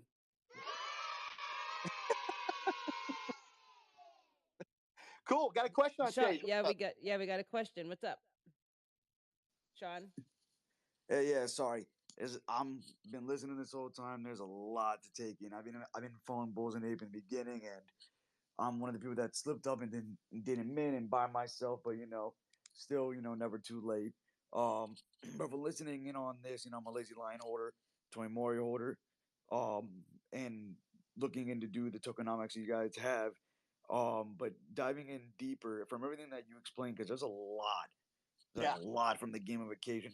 Is there anywhere one place to read, or if you guys mean like a tutorial video or something? Because I'm pretty good with taking it in, but Right. there was just a lot. Okay, so there's a couple different places, and trust me, the best place ever to get information is we have um amazing moderators in our Discord. I know everybody says go to Discord, but really that's where you're going to get all the information, because all the things that I'm talking about, they're going to have access to this information. So that's the best place. But if you go on to our homepage, there is holder benefits, and there's a tokenomics tab. If you go Mm-hmm. into tokenomics, there's going to be what's called community tokenization button. Click on that, and that aspect of the leveling up and how many tokens you're earning per day is right there on our website. So that's the first place you can go to learn about how the leveling up works and learn about how many methane you're going to get. And then no, Regarding continue. just one more thing regarding Weird Worlds and everything related to that, you can go to weirdworlds.com. That's our website for Weird Worlds, and we'll have that information on there about the rolling mint and the leaderboard. That will be there, and that's pretty much both things I've talked about. I know there's a lot of detail in there, but you can get all the nuts and bolts if you want details by going into our Discord. So, because it looks, so I actually just went to the website. So mint starts January 12th. So if, like, for example, someone like me who because just found this out, because I didn't even know you can even stake your lazy lions. Can you stake your lazy cubs? No, we're not, and it's not staking. So We're not keep in mind, staking. not asking you to stake, it's just holding it. No, we have not tokenized the Cubs. But don't worry, we're going to give enough time. There's going to be a large enough window that if you just found out about it, come in, hang out, mint. Keep an eye on weirdworlds.com. That's where the dates will be there. If we have to do any updates on dates will be there as well. That's where all of our information will be. But you'll have a large enough window to make sure you can get what you need to get, even if you just found out about us. So basically, from what you were saying, you just connect together. What was I going to say? Connect from the website to the wallet, and it sees what you're holding. So Tormori's Lazy Lions, and then basically you go in every day and just, which I'm going to do tonight. You just go in every day and then claim, or not claim. You just Harvest. harvest. Yeah, you could claim, but you No, you yeah, have I to don't. have something in your meth bank. So I recommend that you harvest, because there's no time frame on that. You can harvest and build up 1,000 meth in there before you ever claim it into your wallet. And then once you claim it, you pay the gas fees and move it into your wallet. Gotcha. I'm definitely gonna look into all this because it seems super cool. Yeah, Yeah, appreciate and it. if you have any questions or anything, feel free. You can DM us, jump in the Discord. We've got an amazing team in there that can help out. Lots of people that have been partaking, and they can help point you in the right direction. So Awesome. Appreciate you guys' time. Thank you. Yeah, you're no worries. welcome. Medicine So Man's without any on more, stage. Yeah, yeah, Medicine Man, you have a question? Oh, hello. Yes, I do. Actually, I come from a community of Bolix token, and I hold some NFTs of theirs, which is two collections, which Don't get me wrong, I don't want to promote it, but whatever Gary said for past 45 minutes, it just blew my mind.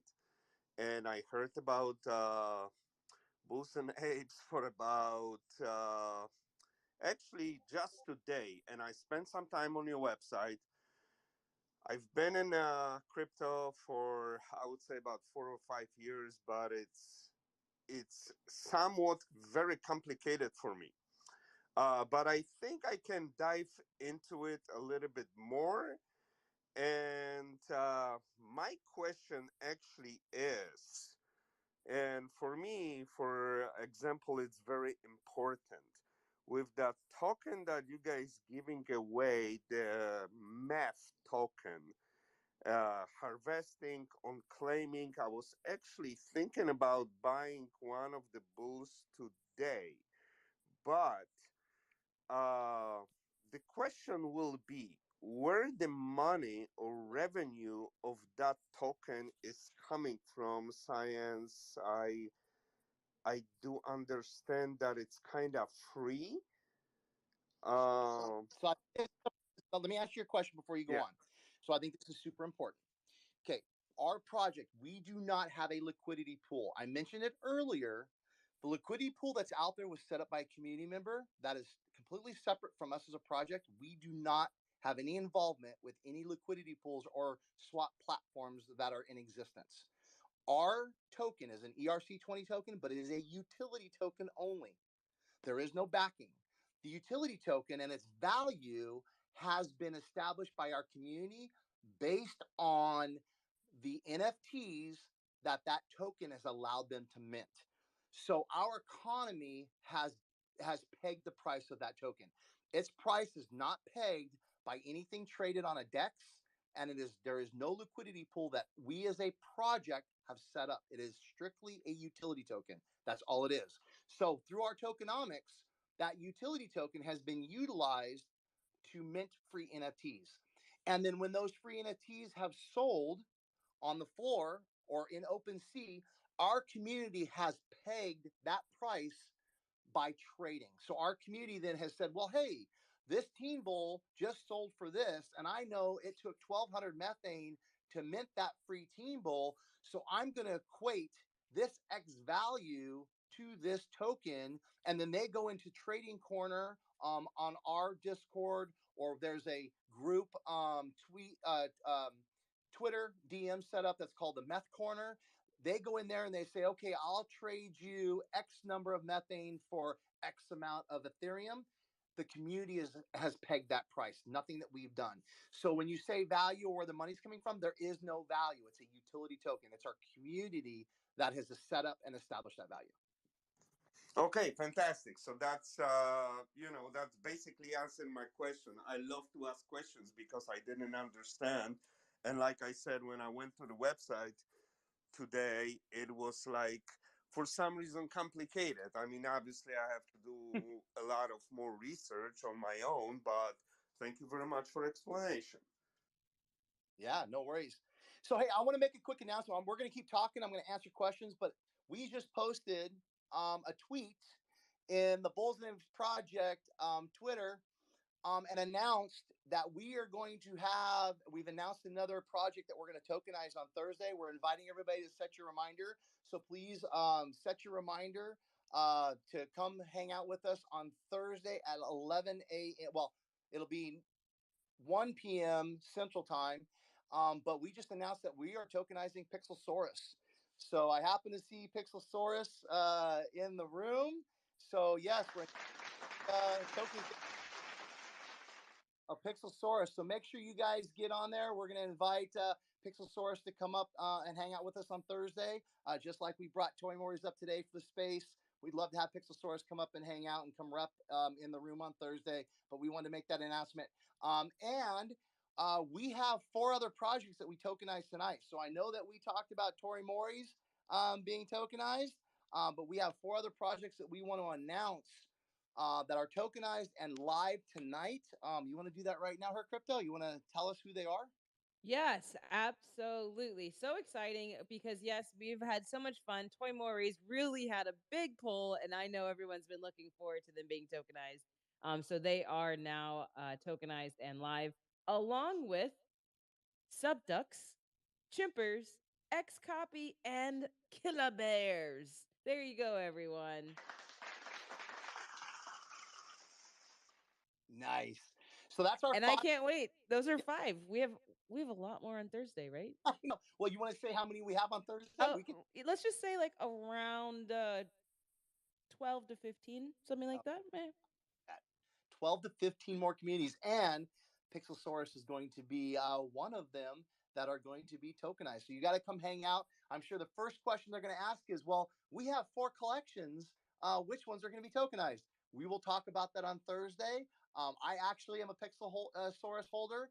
I minted a long time ago and have had this really cool Pixelsaurus in my wallet. I love it. So I was really stoked that we picked them because I've had it forever and I love it. And so it's gonna be fun. So yeah, that's gonna be one of the 12 to 15 that we'll be announcing on Thursday. So come hang out on Thursday. We get Pixelsaurus up on stage and we'll talk about their project. But Tori Morris, you got a question, comment? You want to talk about anything else going on? I just wanted to say thank you guys. I don't know how long you guys normally do this space, but just to show our appreciation again, we are super happy, super excited to be up here, and you know we're just excited to learn these strategies on what to do and how to do it. So I'm going to be doing different incentives for our holders. You know, if they're at level 5 for certain, our top level is the top level 5, correct, Tank? I'm sorry, say it again. The top level that you can get your NFT to when you harvest is what's the level? Level 3. Level 3. Okay, so level 3, for example, would it be doable for as a founder to do like, hey, if you're at level 3 and everyone that has a level 3, NFT, if you harvest at level 3, we'll do some type of giveaway. Is that like fair to do? Is that okay to do? You guys can do anything you want, but I don't know. I don't think as of yet, we have not publicized the data of what wallets are at level 3 because it would be based on a wallet. So I don't know how you would track that to do Okay. it this way because we don't have that data made public. I mean, you could. I mean, if you want to get creative, so if you go on to our if you go on to worldbulls.com, click the mint button, and then go to that spreadsheet, or you go on to bullsandapesproject.com, the top corner, it gives you the leaderboard. You can click that button. There's 2 different ways to get there. You could look to see how many wallets are participating, and you could set up a challenge to, hey, we hit this many wallets participating. We're going to give something away. That would be kind of a fun way to do some marketing to Okay. make driving, people to increase that allocation, right? Because that's what it's all about. The more Yeah. participants you have, the higher the allocations. Yeah, So I was Does gonna you do. say. I was does gonna it say for show sure. you? Come. Oh, sorry. Go ahead. I'm sorry. Does it show? I just came to mind. Does it show you like if I'm the holder and I'm harvesting out of our treasury wallet? Does it show you what level you are yourself? Yes. So when you're a holder, on the actual NFT, each NFT could be a different level depending on when you bought it. Like the example I gave you earlier, if you had Ah, Mori Mori's in there and you bought one and you're already participating in the tokenomics, that Mori that would come into your wallet would have to start at level 1. But when level you go to one. our wallet, every one of your collections is going to be separated nice and cleanly, differently. They're not commingled like in OpenSea. We actually organize them by collections. So if you have multiple tokenized communities, um, then you'll actually get to see those communities individually. And then if you just look right on the front of the NFTs, it looks like we turned it into kind of like a playing card where you see your NFT, and then right across the top, there's a whole bunch of data, and it's going to show you what level you're at and how many days into that level. Oh, I So if got it. you're at I day 3 of level 1, it'll show that so you know how many more days you got to go to advance to the next level. Okay, perfect. Thank you so much. So I'll just have them screenshot it and then have them screenshot it with like the timestamp and stuff on. Yeah, I got it. Perfect. That explains Yeah, it. Thank you so much. that's what I was gonna. I was thinking of that too. Is you could Yep. almost do a screenshot Twitter picker, like have Yeah. them drive traffic onto a tweet you want. Yeah, that's kind of how I do it. I just have them screenshot it, and we'll open up like a Discord channel and have them just post the proof of the screenshot in there or underneath the tweet, a comment. Yeah, perfect. No, I'm excited for this. A lot of different things I'm thinking of as a founder, and I love you, but I hate you because now my mind's gonna not stop or already how it already does. So I know that's what I was gonna say. Please come back on Thursday. Last Thursday we had quite a few people hanging out with us. Thursday's becoming the new Friday for us. Well, for me anyway, I've decided that. If you guys would like to come along with me and start your weekend early, I totally highly recommend it. But we had like a few different other founders come on, and I think it's really great when everyone has like different ideas and they talk and we all collaborate. It's like, oh, like that's a great idea. So please come back. And we see Pixel Source is down there too. So hi, we can't wait to hang out with you on Thursday either. Yeah, it's gonna be fun. Can't wait. It's gonna be a blast. Um, but I wanna briefly talk about a couple other things because I think it's important. So we talk about this methane, and I mentioned that Weird Worlds is going to be acquired with methane, but we're also going to be utilizing methane within that ecosystem. So just like we use methane within the ecosystem of the Bulls and Apes project, there are going to be use cases within the Weird Worlds. Now, Weird Worlds and our metaverse platform, that is a long play. That's not something that we're launching a platform next month. We're starting the rolling mint, so that way communities can start to acquire these worlds. And then we will be announcing information as we build out the worlds. We are in the beginning stages. The roadmap is set, our plans are set, our design is set, our structure, framework, that's all set. We're negotiating with our final negotiations with our platforms that we're going to be building on. And we just felt the time was right to go ahead and announce this with community tokenization. So that way people can get excited about it, because like I said earlier, this is about bringing a lot of communities together. And if we waited until 1 month before we were to launch Weird Worlds, that would give us 1 month of runway to try to pull together all these communities, and we knew that that wasn't enough time. Tokenizing communities is a long play. We're doing this every week. We're adding communities every week. We talked about, if not hundreds, thousands of communities that we want to bring in to this tokenization, and that's going to take time to do, and it's going to take time to build this big Web3 community that we want.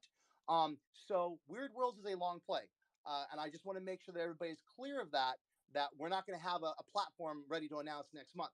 But we are not going to leave you guys high and dry like some other platforms with big projects I will not mention have done, where they launch a teaser and then you hear nothing from them for 8 months. We are continually building, and we will be releasing information as we build about the details and how we're doing things. Our metaverse is different than probably anything that's been done out there. We want to create a metaverse where you're going to build your own worlds. Our mission is to empower communities to build worlds where they can live their best life, and that's what we're doing. Is we want you guys to come into our metaverse, acquire this world, and you're going to build it out. Our worlds are blank slates. They're there for you to build and create and do what you want with them. Maybe it's a hangout place. You just want to create someplace that's a hangout. Maybe you would like to open a business and you want to token gate it. So you have to pay to get into this world that's going to provide a service or provide some fun interaction. There could be a small game in there. There could be a concert. There could be, I don't know, anything. Let your minds go wild. So we want to create this metaverse that allows our community and our holders to be able to create the worlds that they want. Our worlds are not valued by proximity like you'll see other projects where you have to be next to the founding project, or if you're next to this project, your world's going to be valued more. The value of our worlds are based on how much energy and time you want to put into the world, how you want to build out your world. That's where your value comes from. And your value comes from who you're bringing into your world. What are you doing with your world? Is it someplace, like I said, to hang out? Are you creating a movie theater? As an example, I'm an executive producer for short films. I think it would be really cool for me to create a world where I show my short films in there and bring community in to come watch what I do as my hobby with creating these short films. That could be a really cool world that I want to put together. I know we've got community that wants to use it as a consulting service, that you come in and you can get consulting for different things. The sky's the limit with what these worlds can be, and that's what we want our community to think about. What would you do if you had the ability to have your own small metaverse that was your world, and it was a blank slate and you could create anything you want? And what we're doing is we're creating a drag and drop play type platform. So we're going to provide the assets and the tools for you to build that world out and create the world that you want. So that's a brief rundown of how our metaverse is going to work. And like I said, it's a long play, but I think I want to bring something up that's really important, because there's something else that we're releasing that is going to have a huge use case for methane, big use case for methane, and that is our ape launch. So we're going to be launching our second NFT, the apes. We are the Bulls and Apes project, and the apes are our second mint. When we came into this space, there's three things that we did that were unique. Number one, we offered a 6-month ETH back guarantee. First time ever in this space. You acquired a bull. As long as you didn't partake in the tokenomics and you sat on that bull was eligible for a refund for 6 months without doing anything other than going to our website and clicking a button. You didn't have to get permission. You didn't have to open a ticket on Discord. You went onto our website, you could get your money back. We had 15, that's 1-5 bulls that were refunded out of a collection of 10,000. I think that's amazing. Two things. It's amazing because only 15 Yeah, were $100 refunded, but is it's a little also bit different, amazing but because it's it multiple was a things out proof there. to what we did worked. That offering an ETH back guarantee allowed people to do what they wanted and get their money back if they had a situation they needed to. And we had that use case that actually proved that it worked. So it's super cool. The other thing we did is we had doxed founders. So not only our 3 founders, but myself as the executive, we're all doxed. My name's up there right now. You can Google me, you can find me. We're not hiding from anybody. We believe that in order for us to create a true business and create a project that could provide utility, that we needed to put our faces on it and put our names on it and say, we're here for the long haul and we're here to grow with you. So that was important. But the second thing that was super important is our project is funded through 2 mints. So we've already gotten through our first mint. That's the OG bulls. And in that first mint, we had teen bulls that are minted for free and god bulls that are minted for free, right? So already there's 3 collections kind of within this first mint. But we have the apes coming, and the apes are going to be, and I've said this a lot. I know there's a lot of new people in here. So for those of you that heard me say this, you're like, yeah, Gary says this all the time. And for those you're going to hear this first time, you're going to like, okay, everybody says this. Our apes are going to be groundbreaking. And I mean that truthfully. What we're doing in Web3 with our apes has never been done at the scale that we're doing and is going to blow people's minds. We have been working on these contracts and the tech Yeah, the behind toy the pets are apes still for minted 7 currently months. right now. We started working on it when we minted out the bulls, and it's taken us this long to get to a point where we're now pulling our art together. We're getting everything dialed in to get ready to make some really cool announcements with the apes. But the apes have a big gamification, tokenization, and there's a big need for methane within that ecosystem. So when we're talking about use cases, not only do we have Weird Worlds, but we also have the apes coming that are going to have a huge use case. So if you heard me talking about teens and you're like, man, Gary said there's only 1,735 teens left to mint. Man, I'm never going to get enough methane to be able to partake in that tokenization. Guess what?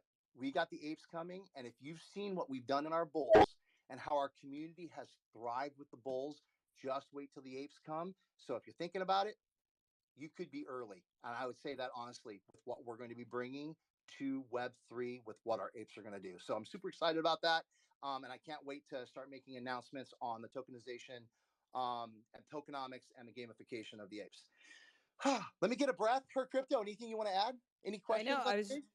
No, I was just about to say, and I'm as well super excited for the apes. And we are probably going to have like an ape tokenomics space just for that. As we've added utilities, as we've added different things to our ecosystem, tankonomics has continued to grow. So we're going to have to split class into 2 and become like a Tuesday, Thursday class or something. But medicine man's got his hand up again too. What's up? And then Toy Maurice. Yeah, I have a quick question. Since Gary start talking about metaverse, my question is it gonna be open metaverse or it's gonna be land sales split metaverse? Define what you mean between the open. Give me some context when you're talking about open and split, because if that terminology has been used, everybody uses it differently. You mean open metaverse to anybody or split metaverse only available and token gated? Well, no, I have this vision, right? Like there is couple metaverses already in the crypto space, like open gaming metaverse or like lend sales, for instance, like crypto.com does it or Shiba Inu has in place. That you'll be able to Yeah. buy a piece of land in the metaverse, or it's gonna be open world that you'll be able to move everywhere that you like. So both, and this is where we're going to be doing things a little unique. So let me break this down. We have 3 different categories of people that we feel will be utilizing our metaverse. And this was really important when we designed what we were going to do is we wanted to think outside the box. Our idea was we saw what other projects were doing. A lot of projects were creating a metaverse that said, if you want to partake in our metaverse, you have to buy our NFT. That's the only way you can get in. And it was a purchase, right? Other projects have said, oh, we're going to have this metaverse and it's going to be gamified. So it's going to be a gaming platform and you can get in, but the entry is always token gated somehow or another, whether you're having to be an associate to that project or you're utilizing a token or whatever, there would be some entry. So we have three types of people that are going to be, I don't want to say playing because we're not a game. We're not a gamified. I mean, if somebody wants to want to take one of their worlds and utilize some game assets that we're going to make available to create some kind of game within their world, to create something fun for their community. Like in Discord, we have like Smash Cards and we've got other games.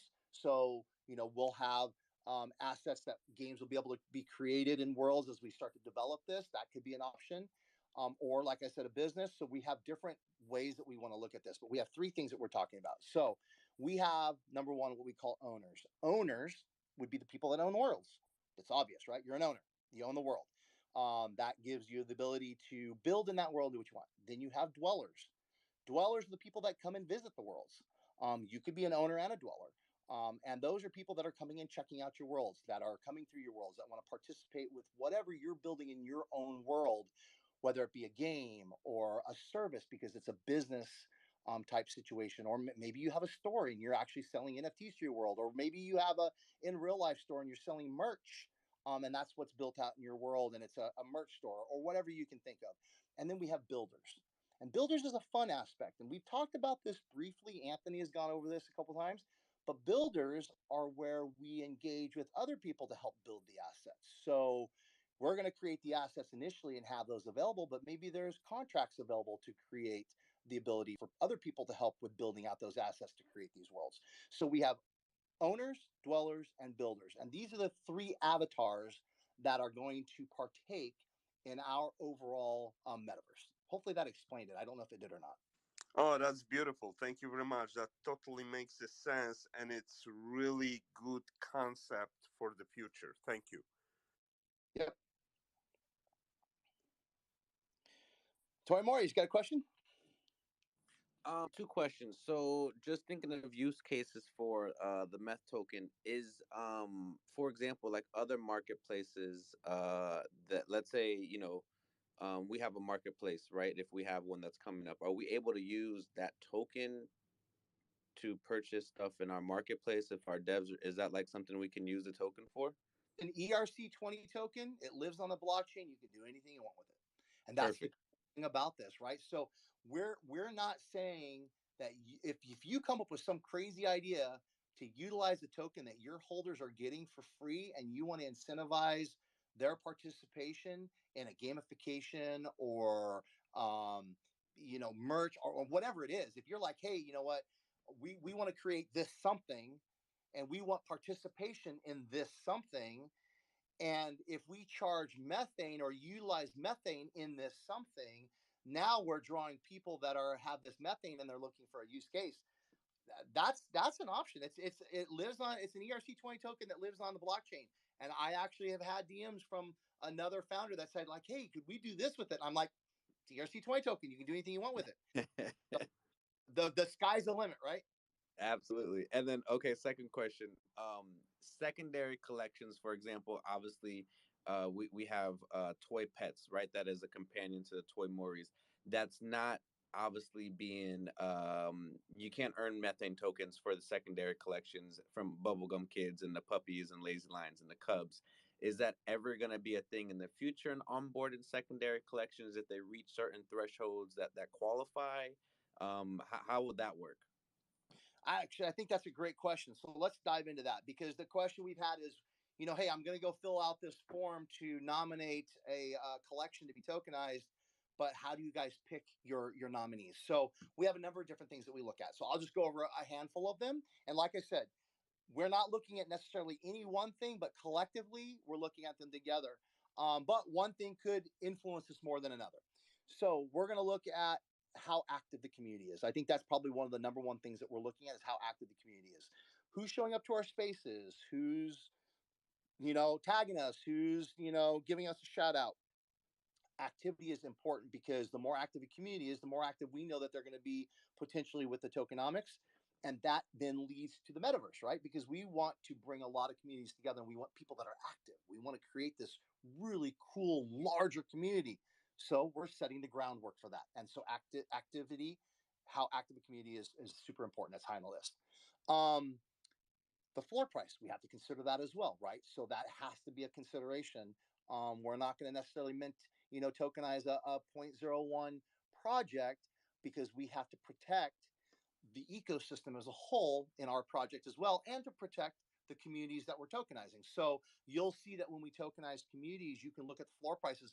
We have very, very floor prices. Some are going to be high. I mean, shoot, we tokenize BAYC, which, by the way, if you go onto our leaderboard, you'll see, I think that we were up to 20 individual wallets that have BAYCs that have been collecting their methane, which is super cool when you think about it.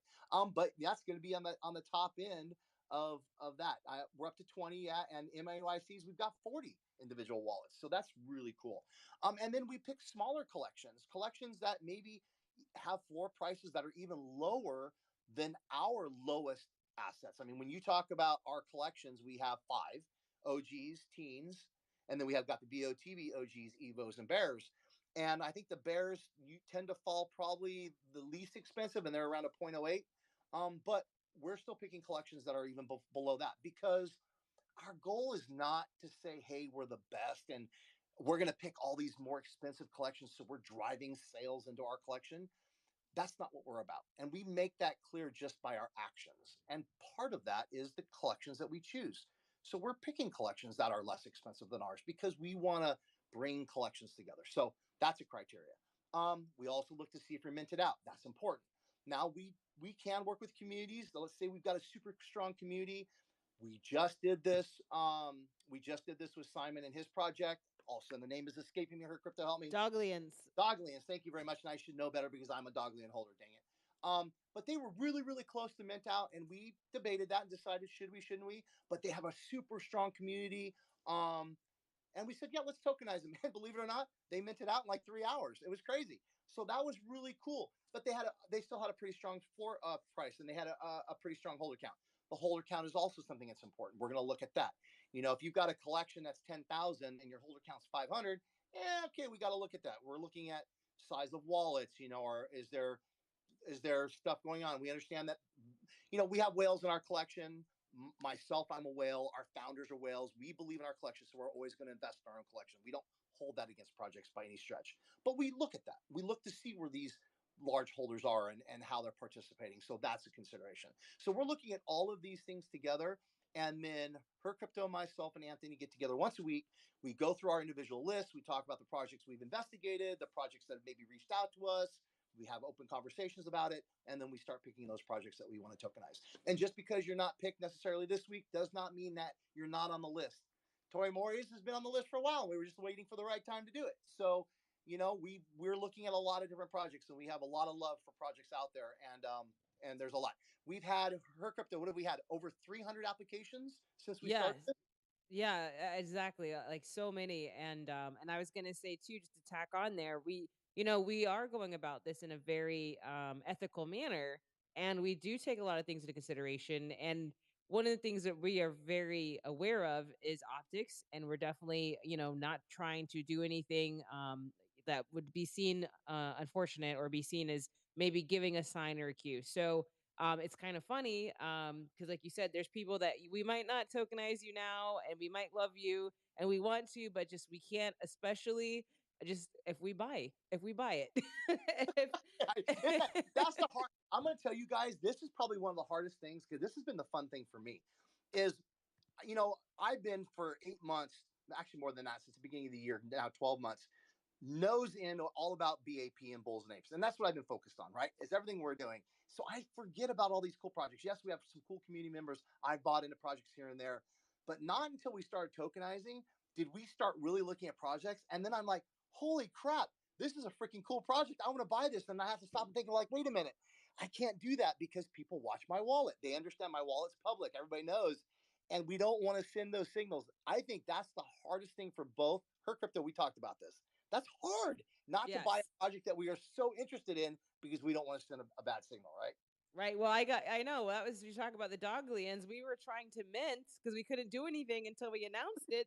Right. And they were minting out, and we're all like, we're trying to mint, but we're on this space announcing it because we had to wait.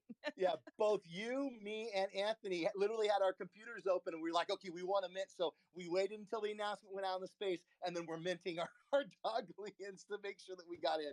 Oh my God, that's so funny. But it's all part of being ethical and being above board, right? We try, you know. I mean, Setting the standards. I hope that we never fall short. We're human, but we do make a conscious effort to make sure that this is fair and that we're looked as being an ethical company because that is so important for us. Our reputation, our values, that we hold high amongst above everything. And so when we did this tokenization, that was a conversation, and that's why we talked about there's only three of us. That's me, Her Crypto, and Anthony that know what happens with negotiations because we don't want to put this out to the broader team and then them go and buy something not thinking about it. And then we're having to now do damage control because they weren't thinking, they just went and bought it because they saw it. Then a week went by and they're like, oh, that's a cool project. I'm going to buy that, not connecting that they saw it because they were in a conversation with us. So that's why it's just three of us and we hold it very close to the chest. We actually do not make the announcement to our team until a few days before we're ready to tokenize. So, as an example, this week, this was just brought up at the beginning of the week to our overall team. Maybe it was the end of last week. So, we try to keep that really isolated so we're not showing any favoritism. So, yeah. Yep. We got questions. Speaking of high, I was to say, speaking of keeping things high, we've got some hands high in the air here. Mo, HPO, and then we'll go back to Medicine Man. Mo, what's up? How's everybody doing tonight? We are doing Fabulous. good.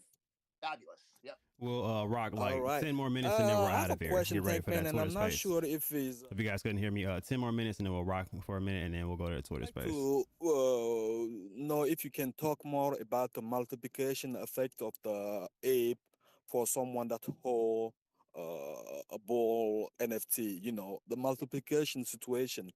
Let's say you have one ball and you minted two ape, or you have five ball and you minted one ape. How the multiplication effect gonna be reflecting according to how many ball you all in your wallet? So I'm just trying to figure out how, is it gonna link my newly ape mint gonna be in the relationship with my ball that I already have in my wallet. So generalize, doesn't matter how many ball I have in my wallet, or doesn't matter how many ape I have, how the multiplication effect gonna work. So I don't know if it's too early to talk about. If not, if you can give us some alpha about that. Oh man, I wish I could. Yeah, I can't give details. Yeah, I've got Unfortunately, my finger here on the mute. I'm like, I know. mute. I've been on a roll today, man. It's funny. I start talking, and I've been talking the majority of the space. It's just me talking to myself here. Well, talking to 200 other friends in the room. It's not myself, but I'm looking at at a computer screen. But yeah. Just so let me clarify what you just talked about because maybe there's people in the room that don't know this. But we've announced, and I've talked about it for months now, that when our apes are minted, the apes will have a symbiotic relationship with our bulls, meaning they're going to have a multiplying effect. So earlier in the show, I talked about how our bulls are earning either 10 or 15 methane tokens per day, whether they're a bull that has breeds or they're a bred out bull, a zero bred bull. Well, once the apes are minted, if you happen to be a BAP holder, there is going to be a multiplying effect with your OG bulls. So we have not announced what that is. We're getting there. It'll be soon. Um, but yes, when you buy an ape, depending on how that multiplication works, there will be a multiplying effect, and your OG bulls will generate more methane in your wallet. So there'll definitely be a benefit to having an OG bull if you want to participate um, in the apes. But like I said before, maybe you have a lot of other collections, and you're like, "Oh, I can generate my meth this way." Fair enough. And you mint yourself an ape, then you already have entry to be able to come play with the tokenomics related to the apes because you're going to need that methane to do that. So there is an entry with other projects as well. But the benefit is always going to be with our own project, of course, holding an OG, and then having that ape that could provide this really cool multiplying effect that's going to generate even more methane to do the really cool stuff that we're going to be doing with our apes. It's fun stuff. All right, another question. Medicine Man, you got another question? Yeah, so actually I do. I'm really interested in the metaverse. So my question would be, if you choose a team or you choose individuals to build the metaverse ecosystem, will you release those names or who the team is so the future investors or current investors can dive a little bit more or do a research on the team or individuals? Because obviously for somebody it could be important who builds the world, virtual world, and how good they are Yep. in what they're doing. 100%. So to answer your question, we are in negotiations with multiple platforms. One of the platforms we're in negotiations with, I cannot say the name, but it's one of the biggest platforms out there. We've had multiple meetings with them. We're choosing who we want to use with because who we want to work with because what we want to do, like our apes, is very unique to what's being done so far.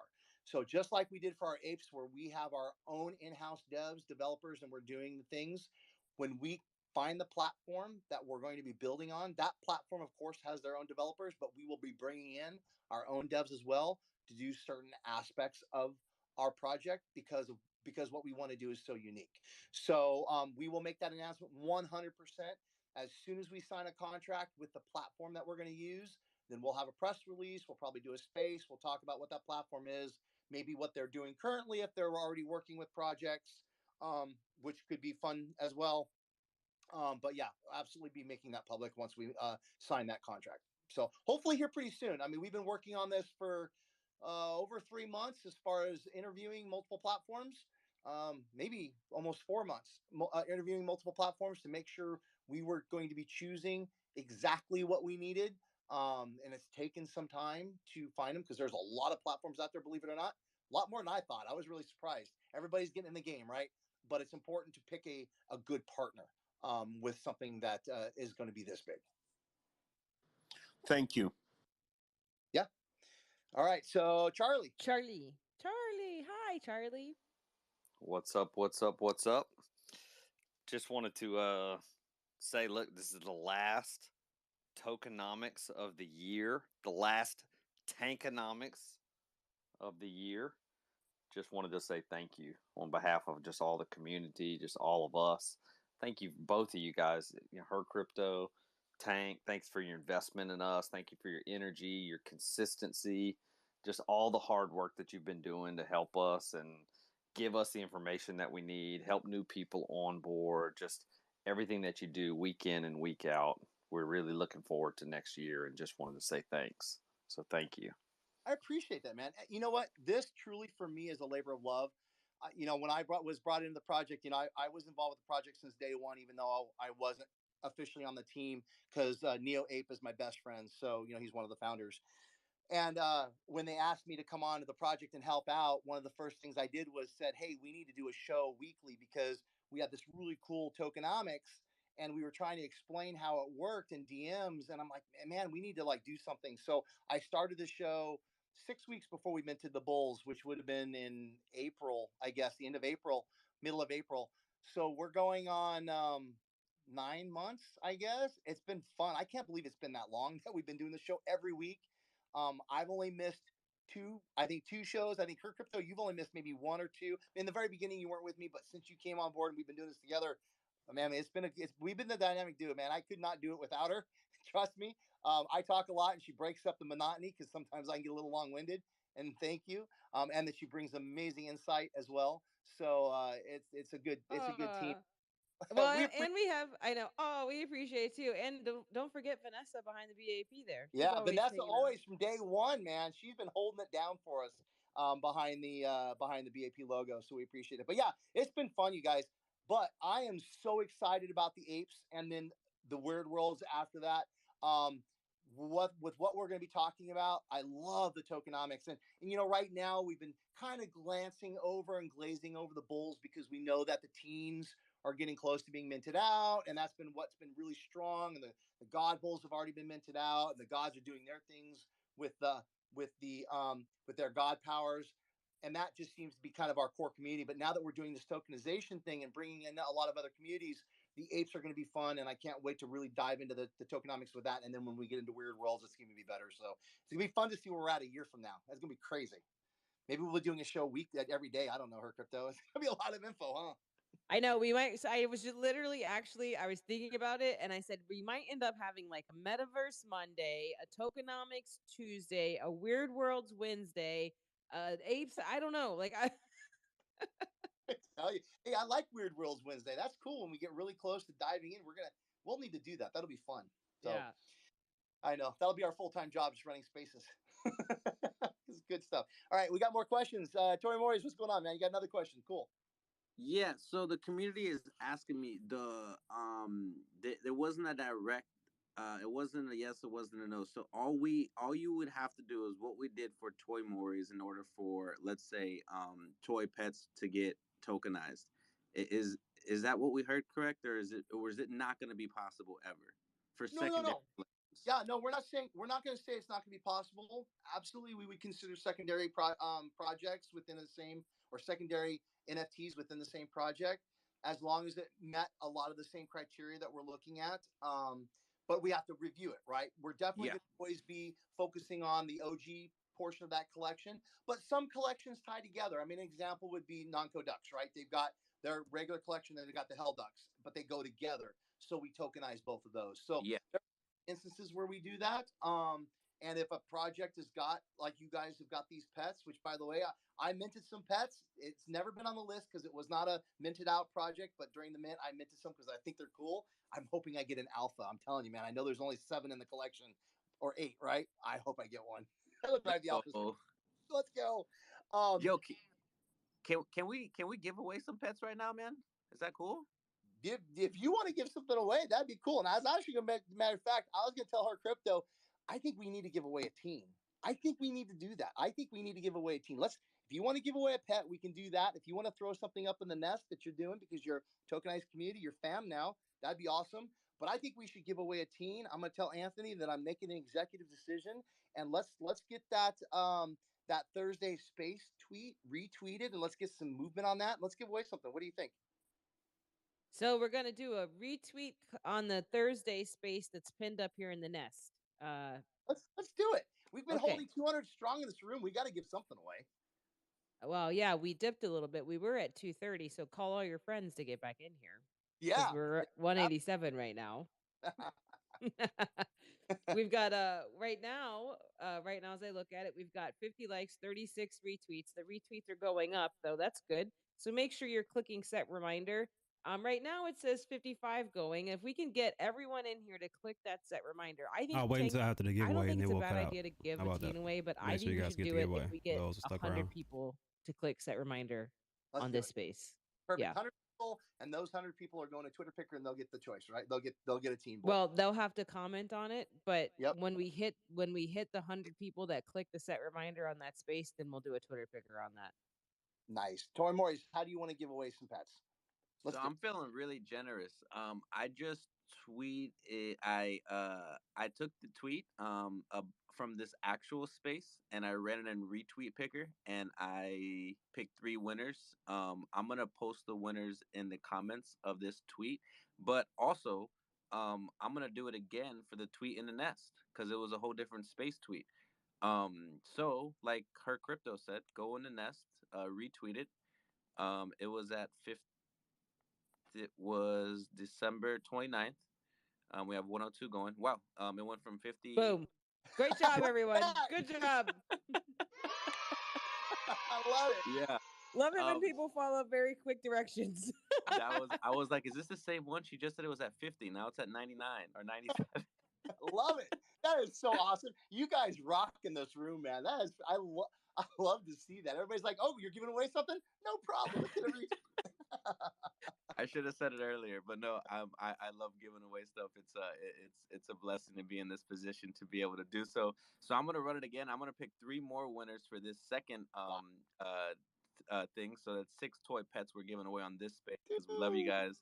that's Let's crazy. freaking go, and just super excited. So I'm gonna post the winners on the comments, and then I'll try to pin it. But I'm actually looking on my laptop. It's on my personal account, so won't let me pin it. But if you do get tagged, just send us a DM with your Ethereum address, or if you can, open a Discord ticket if you are on Discord. If not, just send us a DM to claim your prize, and we'll send you over a toy pet. Congratulations.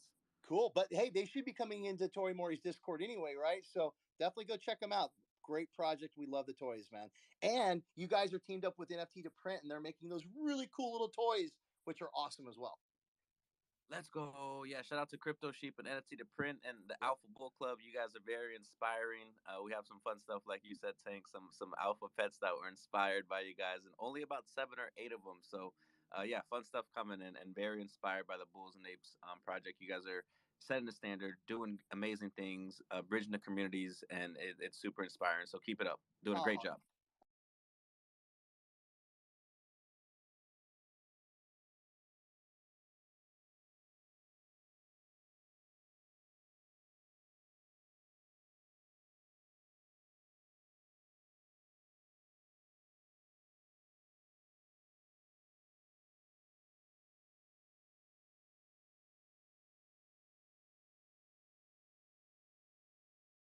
that opportunity to win a team. Yep. Make sure you click that reminder and you retweet the tweet for the space up in the nest for the tokenize your existing NFTs part 5. That's on December 29th, Thursday, in a day and a half at 11 a Central. We're going to give away a teen bull. I'm so excited. Nice. Awesome. Cool, cool. All right. Any more questions? Anybody else have any questions in here that they want to ask? Anything that I All right, so it seems like he's wrapping it up. So we'll wrap it up here. Got a couple minutes before we start the actual Twitter space. I think it's about 14 minutes or so. Appreciate you guys for rocking. Those of you guys who ask questions, stuff like that. Definitely appreciate it. Engagement helps the process. Also, if you guys got any other questions about the Flight Club project, any other projects that got tokenized, Bulls and 8 project, teams, Bulls on the Block, it's a lot to take in. Hit the Discord or hit this Twitter space that I'm going to throw up in the next 13 minutes. Everybody is more than welcome to tune in there as usual. So we'll cut it from here. I'll see you guys in that Twitter space. If not, I will see you guys tomorrow, and I appreciate you guys for coming out, man. You guys enjoy the rest of your night. I'm out here.